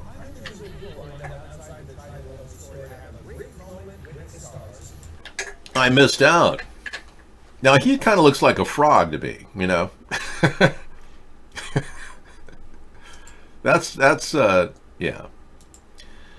But, yeah, reptilian or frog? That's your question. Frog or reptilian? I'm going to go with, yeah. Different look completely. Okay, thank you for telling me. I didn't know, Connie, they were actually doing that signing. That's pretty awesome on April 20th. They're getting on in years, but man, they certainly know how to smoke the reefer. Yeah. Partying down with Chong and Cheech. Cheech and Chong. Hey, Dave. Where's Dave? Dave's not here, man. No, man. Dave. Dave's not here, dude. I couldn't make it that day to the filming.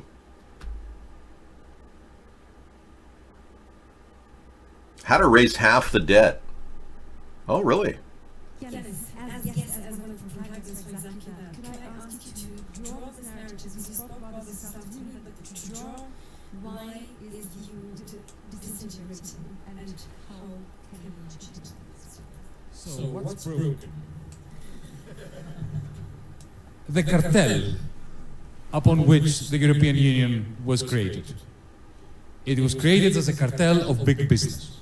Steel and coal initially, car makers, then French farmers, large-scale French farmers, not the little ones, and of course the bankers eventually. That cartel, cartels are pretty good at distributing profits during the good times. But when you have a crisis like that of 2008, cartels are terrible at distributing burdens.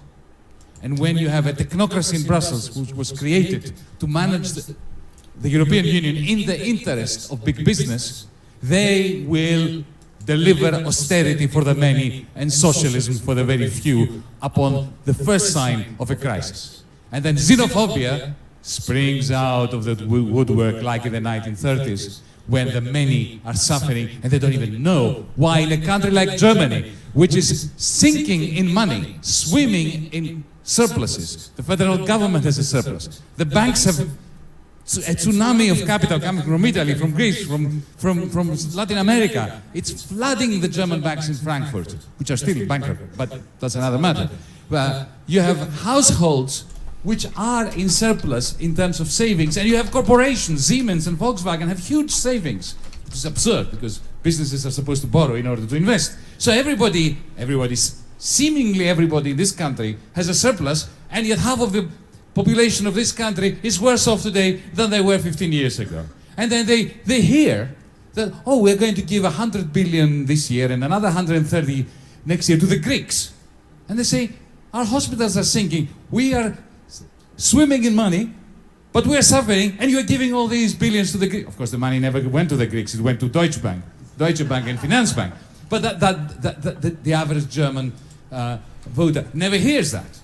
So a proud nation is turning against another proud nation. The Germans hate the Greeks because the Greeks, they live under the sun in nice weather, they drink ouzo, okay, and they don't work and they're corrupt. That's what they're being portrayed as. And at the same time, they're taking all the billions away from the hospitals. And this guy's he's a ranter, and he's got another 17 minutes to go. And I'm going to listen to it tonight for sure. Yanis Varoufakis. Yeah. And what's wrong in Europe today and how to fix it tomorrow morning. It looks like an engaging conversation because the EU is a pumped up little peacock. And they think they're so proud. They are leveraging heavily against Germany. Germany is bearing the burden of many countries in the EU. And they want England to continue bearing the burden as well. And Brexit, I think, should go forward. I just think that they have to look at a long-term plan in England. Not something that has got a quit date and a required specific time to finalize it. I think if it's done in stages, and I think if we help England through that transition, we'll be able to help maintain the economic flow of both countries. I don't think we do enough trade with England, actually. Hey, thanks, Pirate Soft Dog. We're doing the I'm So Cool Mr. Surfy guy, surfing dude. Surfs up, man. Woman gets Uber driver fired for refusing to take her to get an abortion. Now she's looking to sue him. Wow. Sue him for not having an abortion? Okay. That's a little too complicated to talk about right now. I'd rather just talk about my infrastructure bank and how I want to offer loans of 2% to U.S. businesses at a fixed rate. Obviously, it's not going to be variable. And this is basically opening up the discount window at the Treasury. And if we can do it, if we can pull money out of the Treasury through the Exchange Stabilization Fund, which the president can oversee, we can build this infrastructure bank. And I think that we could offer, we could amalgamate the student loan debt of $1.3 trillion into one fixed rate loan of 2%. And that means that all the people who have current debt, student loan debt, would have to pay it back, but it would be a much more quick, rapid payback. Right now, you're paying mostly to interest until you're like 30 years into your payback period. So it would immediately start paying back the loan. And we could solve the problem. Now, Elizabeth Warren is actually saying she's going to absorb the $1.3 trillion debt without even creating an infrastructure bank, which is absurd. There's no mechanism within our government to do that. She's talking out of her Cherokee ancestry, I guess. No, they were good people. She's not Cherokee. She's actually a fraud. Elizabeth Warren is a fraud. She needs to be charged with perjury, at the very least. Anyway, I'm going to take you to a new place. Da-da, da-da-da-da-da. Welcome to my happy island, where everything is sustainable. Yeah. Sustainable Island Dave. We have a national debt, and we have a need and an obligation to pay it back, you know. We haven't done that. We're just paying the interest on the debt. I think we should amalgamate our assets at the World Bank and say we're going to gradually transition out. It can be a slow process. We don't have to pull out right away. The World Bank can still float along, no problem. Yeah, they've got our money. I mean, if they have $40 trillion of the U.S. money that we acquired from Germany and Japan in assets, at least $40 trillion by Karen Hudis's standards. And if we just allocate that $40 trillion, we'll be able to pay back our debt. And I'm sure there's more than $40 trillion too, because the World Bank has been making money on that money for, what, 60, 70 years? I mean, really. Amortized forward, it would be more like $80 trillion. But $40 trillion would resolve our problem financially and bolster our dollar. I don't know any economist that would disagree. Paying off our debt would really strengthen the US dollar. Hello? What are we waiting for? Certainly not the Federal Reserve. We don't need the Federal Reserve. We can print money directly for our own needs out of our own infrastructure bank. So not having an infrastructure bank is hurting our country. And we're not able to actually finance the growth of our industries. And our US-based businesses are unable to hire US citizens at a living wage of $15 an hour. This is a simple plan. It's not that complicated. But it opens up a huge opportunity for investment. You'd never get a 2% loan with a credit card, Ivan. No. They 20% per month is typical. Credit cards will still do that. They'll start charge that money, but if we hire a U.S.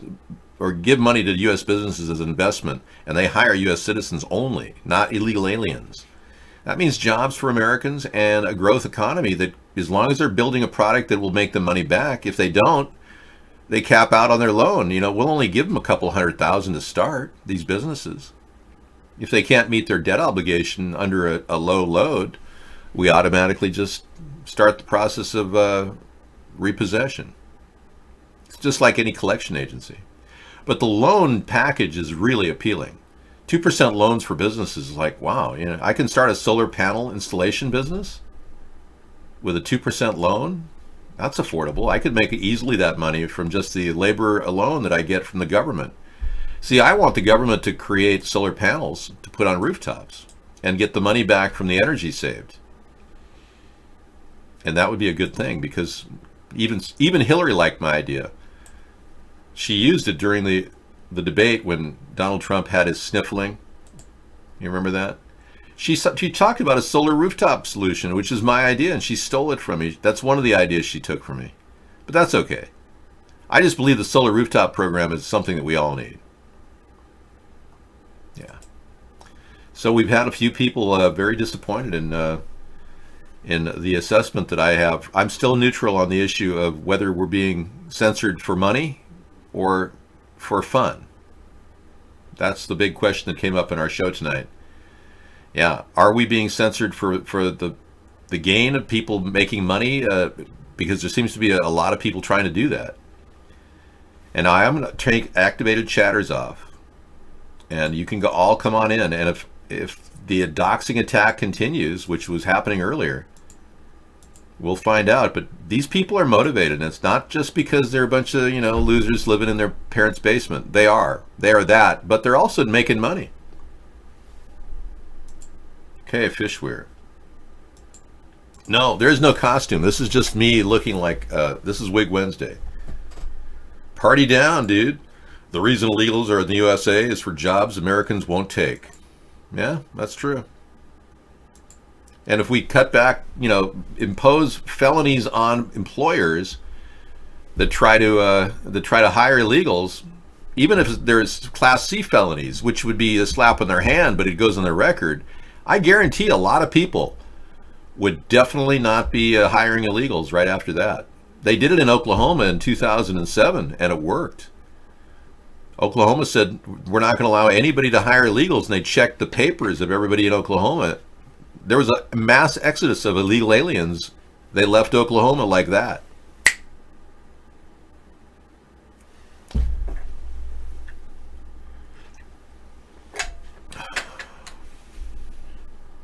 I don't really care if most people are in their basement in their parents' country. I think it's great. I want everyone to know that you're okay living in your mom's basement. I don't care. And frankly, you'll help your parents out like I helped my parents out.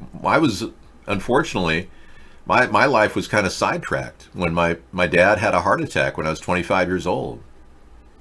And I was the only child that stepped up and helped out. Kind of amazing. Yeah. I got stories to tell, but I don't want to tell stories out of turn. But yeah, I handled the whole thing, all the rest of their life, and no one else in the family did. So there's something to be said about sticking around with your mom and dad. There's not something you should be ashamed of. I wasn't the only child. I had 3 other siblings. I have 3 other siblings. Sometimes you got to step it up. I'm not going to give you her reasoning or any of my family members' reasoning. I'm just going to say I was the only one that stepped it up. And that's a hidden economy in our society that we're describing here, is all the people that are doing home health care for their family members unpaid. And there's also a racket within the Medicaid sector where we are paying out of pocket for family members to take care of their families' purposes, like do their special cooking.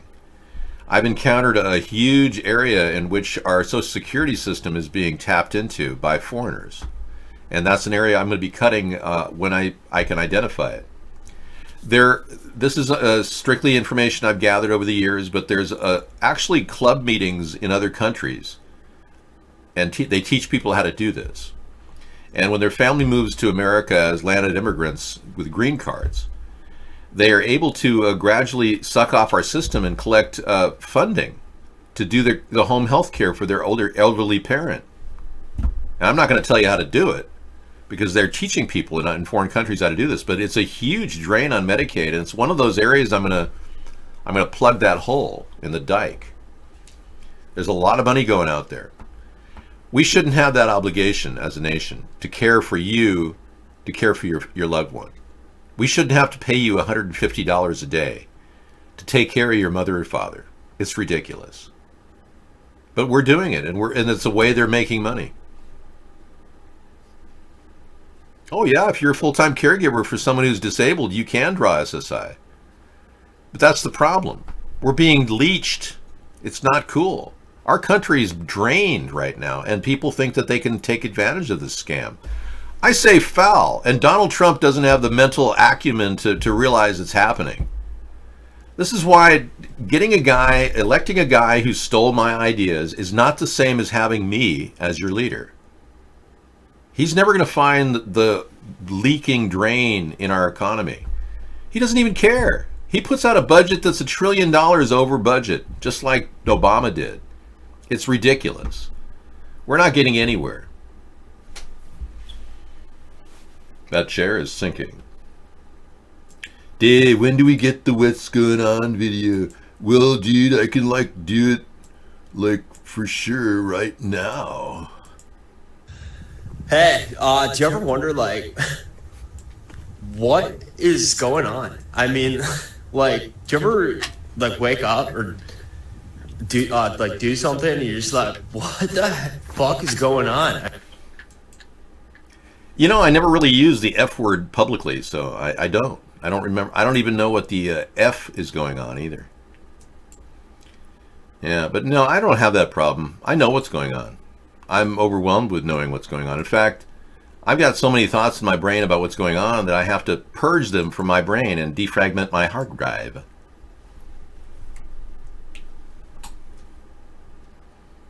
What the F is going on? Yeah. I just think that we've got a lot of corrupt people in government that continue to live there and nest. Dynasties of corruption we've got. And it's not going to get any better anytime soon.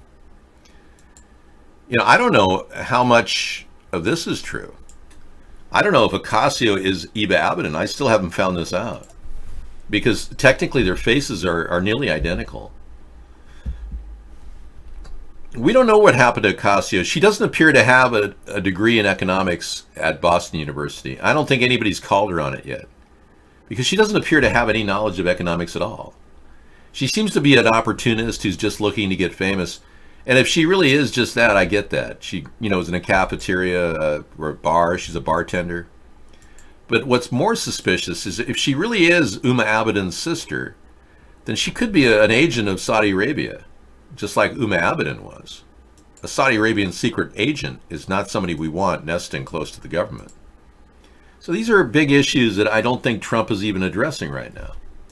I would order an immediate check on their height to see if they both have the same height, too.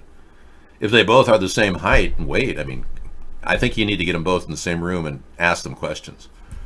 Yeah, I really think we need to vet this. Because if Ocasio came on the scene without any help from Hillary, I find that hard to believe. We know that the Justice Democrats got money through the Young Turks. And we know that the Young Turks have been getting money to be a top YouTube channel. We know that money points to George Soros. And we know that Hillary Clinton's money is pointed directly from George Soros. In fact, the whole Pizzagate story intertwines George Soros and Hillary Clinton and Barack Obama and Jeffrey Epstein and Donald Trump. And if you want to look at the whole connection of weird human trafficking that's going on under the scene, it's all connected. So yeah, there's a lot to be worried about there.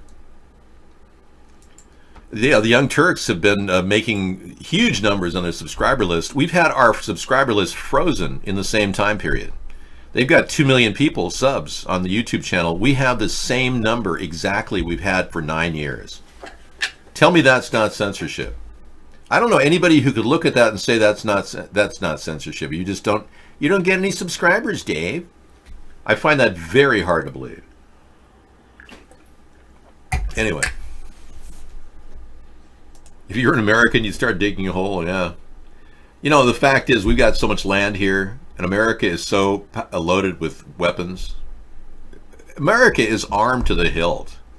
Nobody's got the balls to take this country down, and you can see that you look around, you see that people are not going to give up their weapons. Even in New Zealand, you don't see people handing over their assault rifles. The Maoris the gangs have said, no way, you're not taking their weapons.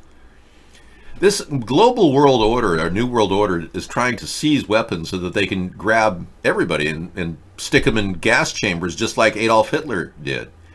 The people that created the global new world order are actually the same monarchies of the past that created Adolf Hitler. They are what are called Zionists, and they've been around since the 1890s. And I know this sounds difficult to understand, but we're still fighting the Nazis here in America. My mom and dad fought in the war as Marines. They thought it was over when we won against Germany and, victory was achieved. But no. The Nazis invested a lot of money in our country in the 30s. And even Henry Ford was a, full supporter of Adolf Hitler. That didn't disappear. That's still very much in play. We can't ignore that. All right, so we're going to take a look at some of the clips that came into the show tonight. We got this video coming up. You got to wonder, Well, listen, I think it shows you at times, and I say this in there, that one of his weaknesses is that he sometimes speaks on impulse and acts on impulse. And when you're in the real estate business, that's one thing. When you're president of the United States, it has a different impact and import. And so I don't think he's a dishonest person. I think sometimes, though, he acts on impulse. And yeah, well, what would you know? You won't even take credit for the Bridgegate that just happened under your watch there, buddy.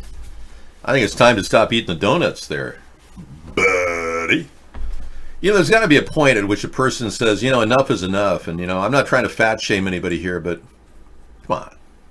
You know, he's definitely a little bit oversized, Dave. You know what I'm talking about, you know? Desperate times are coming for the world order. There is no real successful example of a time when one individual succeeded at dominating the world. It's never happened. Let alone a cartel of 13 families who believe they control the world's monetary supply. That doesn't happen either. There's a real solid structural and physical and geographic reason why a global new world order is a net failure. Because it hasn't been done, for one, ever. Caesar didn't do it. Hitler didn't do it. Napoleon didn't do it. Attila the Hun didn't do it. So these people aren't going to do it. But there's another reason. It's a lot easier and better that I grow something locally that you can eat locally than I grow something 1,000 miles away and burn all this fossil fuel in shipping liners to carry it to that destination sprayed with Certifresh or whatever they put on it to make it last 6 months on the shelf, and then have somebody buy it and then eat it and it tastes like cardboard and causes cancer. There's something wrong with that model. Now, everybody's tried to grow local tomatoes. I'm sure somebody, you know, everyone around the world has had a taste of a locally grown tomato out of a bush. And everyone probably would say, yeah, they're a lot tastier than the stuff you get at the market. Yeah, exactly. It's just more realistic to see regional governments start and flourish as opposed to a global world authority telling us what we should do. Look at the models of the Soviet Union and how it split up and collapsed under its 5-year plans. Burdensome to the point where they put all their money into a communist theory of taking away property from farmers that were supposed to deliver the food to the cities but didn't because they didn't have the transportation system or the incentive to feed anybody but themselves. You take a guy's land away, he's just going to grow his own food and then ignore the rest of the world. So those ideas of globalism are inevitably a failure and will continue to be a failure on planet Earth. What we need is a good, solid interface between the nations that's maybe could be orchestrated through a body not other than the UN. Because the UN has failed in other areas too, trying to manipulate policy, make money like Kofi Annan did and his son, working with Russia and France to sell Iraqi oil, secretly cheating the system. The UN can't be trusted either. There's got to be some new evolving organization that will actually take the lead. I don't care who it is, but it shouldn't tell what countries do, and it shouldn't dictate what nations do. And it shouldn't be the U.S. telling other countries what they should be doing. We need to hold on to this nation-state model around the globe because it is what makes this thing tick. It provides regional support to people in need.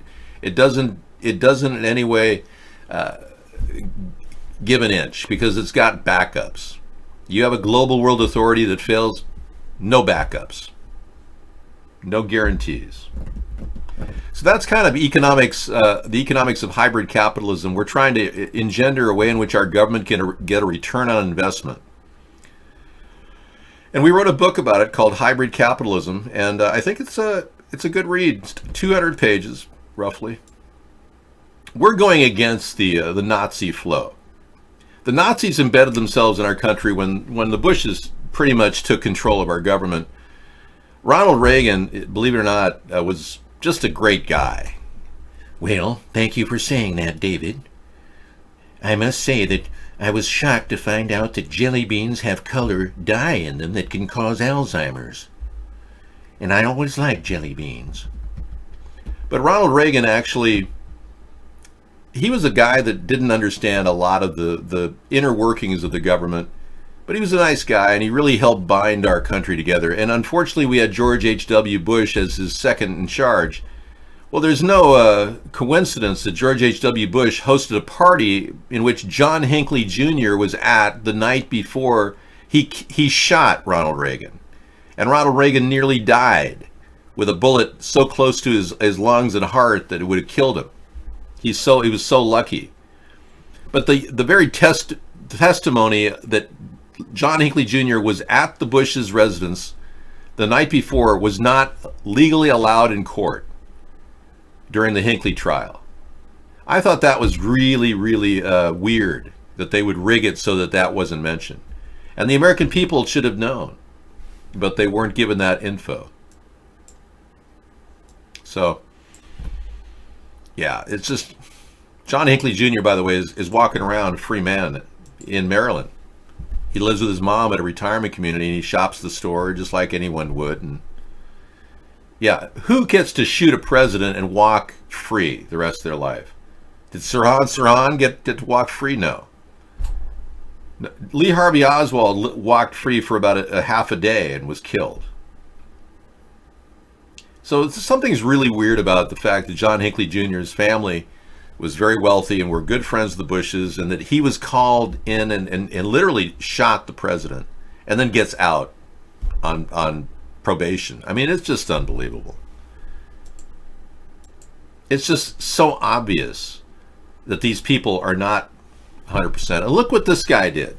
Started 9/11, sat there and read a book called I Pet Goat 2 while our country was attacked. The trade centers were being bombed left and right. I mean, it's unbelievable. So we're looking at shills controlled by a family that dates back all the way to the Nazis. Their grandfather, George W.'s grandfather and George H.W. Bush's father, adopted, by the way. George H.W. Bush was adopted. Prescott Bush was a money launderer for Adolf Hitler. And ironically, Prescott Bush was the guy that, here he was. He kind of looks like a Bush. You know, you can see why he adopted the Bush, George H.W. But George H.W.'s original, that's the father who's adopted the son. They do have a similar look. I mean, you got to say, but this guy money laundered for Adolf Hitler, Prescott Bush. And right, it's an ongoing thing. He worked for he was VP and director of Union Bank of New York. And J. Edgar Hoover found out all this information on him, and it came to light, but he was never fully prosecuted. Instead, his sons went on to become our presidents, which is kind of scary in and of itself. So the connection to Hitler and the Nazis' presence in our country is very real. And to think that it didn't happen, you simply have to look up Operation Paperclip, and you'll see that everybody was being shipped into our country who were Nazis. They weren't being tried. They weren't being punished for killing Jews. Only 29 people in the Nuremberg trials were actually executed and found guilty. 29 people to commit a dangerous, I mean, an unbelievable Holocaust. You could say there were more people or less people. People did die in the millions during the Holocaust. And it wasn't faked in order for us to justify the existence of Israel. People really were killed. And Israel probably had a reason to form at that point, but the people that formed that Israel were the Rothschild family, Jacob Rothschild, a Zionist. So now that Israel's here, I support the idea of Israel, because I can't go back. We can't reverse where we were. We can't go back. But I do not want a Zionist takeover of the world. I don't want a global new world order. And that's what I pitch against every night we do a show. Because it's that serious and important to the future of this country. There it is, Operation Paperclip, the secret intelligence program to bring Nazi scientists to America.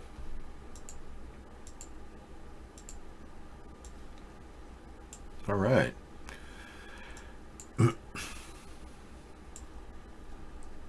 There it is, yeah. CIA endorsed. Yep. As World War II ended, the race was on with the Soviet Union to seize as many German scientists as possible in anticipation of the Cold War. The full story has remained elusive until now. Operation Paperclip by Annie Jacobson. Well, that is quite a file.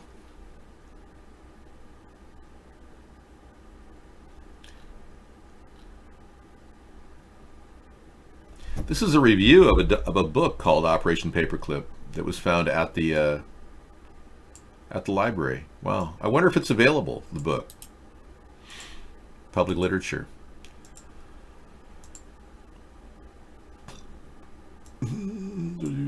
So what can you do to prepare for the future? Because that's kind of the issue a lot of us are talking about on this night. And Wasteful Wednesday is about legalization of marijuana. I hope you understand that I do support the legalization process. I think it's a good thing for our country. Yeah. And I also support the idea of sustainability, which you'll hear Alex Jones act like it's a freaky thing to talk about tiny houses.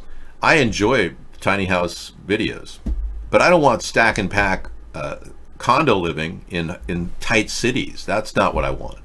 But I think the goal of independent living on the land is a really good thing. There's no reason to hate that idea.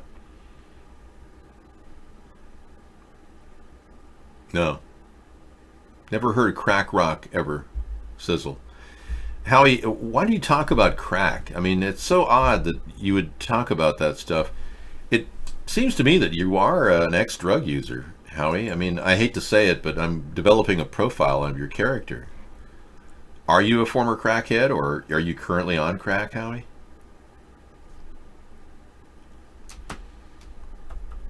Okay, just curious, because you seem to be fascinated by crack. Really? Yes, you do. Dave, so you don't know if I'd apply for apprenticeship. Are you still looking for work? Oh, yeah. You can't work on a ladder, Sunchild. Yeah. Don't you have people in your area that like cleaning? Don't you know anybody with a cleaning issue? Because you could easily do house cleaning. If you're mobile, you can work and clean houses. I mean, why aren't you doing that? If you're able to move around, why don't you do some cleaning? Offer it around like a neighborhood thing. Why is cleaning out? Your stoma bag will leak on the floor, and then it'll smell terrible. I'm just throwing it out there. You can't stand more than 20 minutes before the pain kicks in. Yeah. I see your point. Oh, you're a neighbor from the neighborhood. Hey, neighbor. Why don't we go for a joyride? Yeah. Take a trip down memory lane. Well, I'm going to try out some more Cool Rock hits. If you want to check out my site, coolrock.com, you can check it out. We've got the Scissor Fight music collection on the top, 1 and 2. And we've got this little click here. You can X out of this ad. Nobody ever sees ads here. There's no ads. I use a server a guy created who's a genius.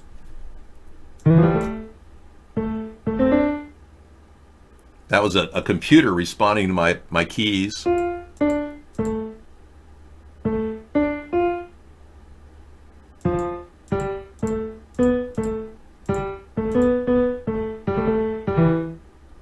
Anyway, I've got harps.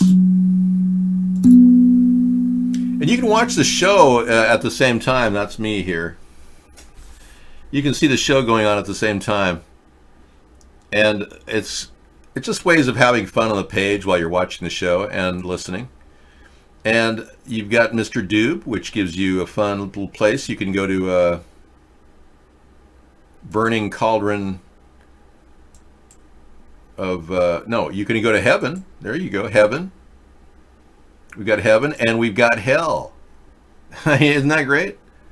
Heaven and Hell. A push button Heaven and Hell, so you can spend time in either one in case you are committing evil acts. Now, if you don't like this part, you just X out of it. X out of anything you want on this page. This is news from all sides, left, right, and center. And this is how to find the history of any one state in America. Here's Arizona. Click on Arizona. The Grand Canyon State, Arizona, was the 48th state to join the U.S. in 1912, the last of the 48 contiguous connected states to join the Union.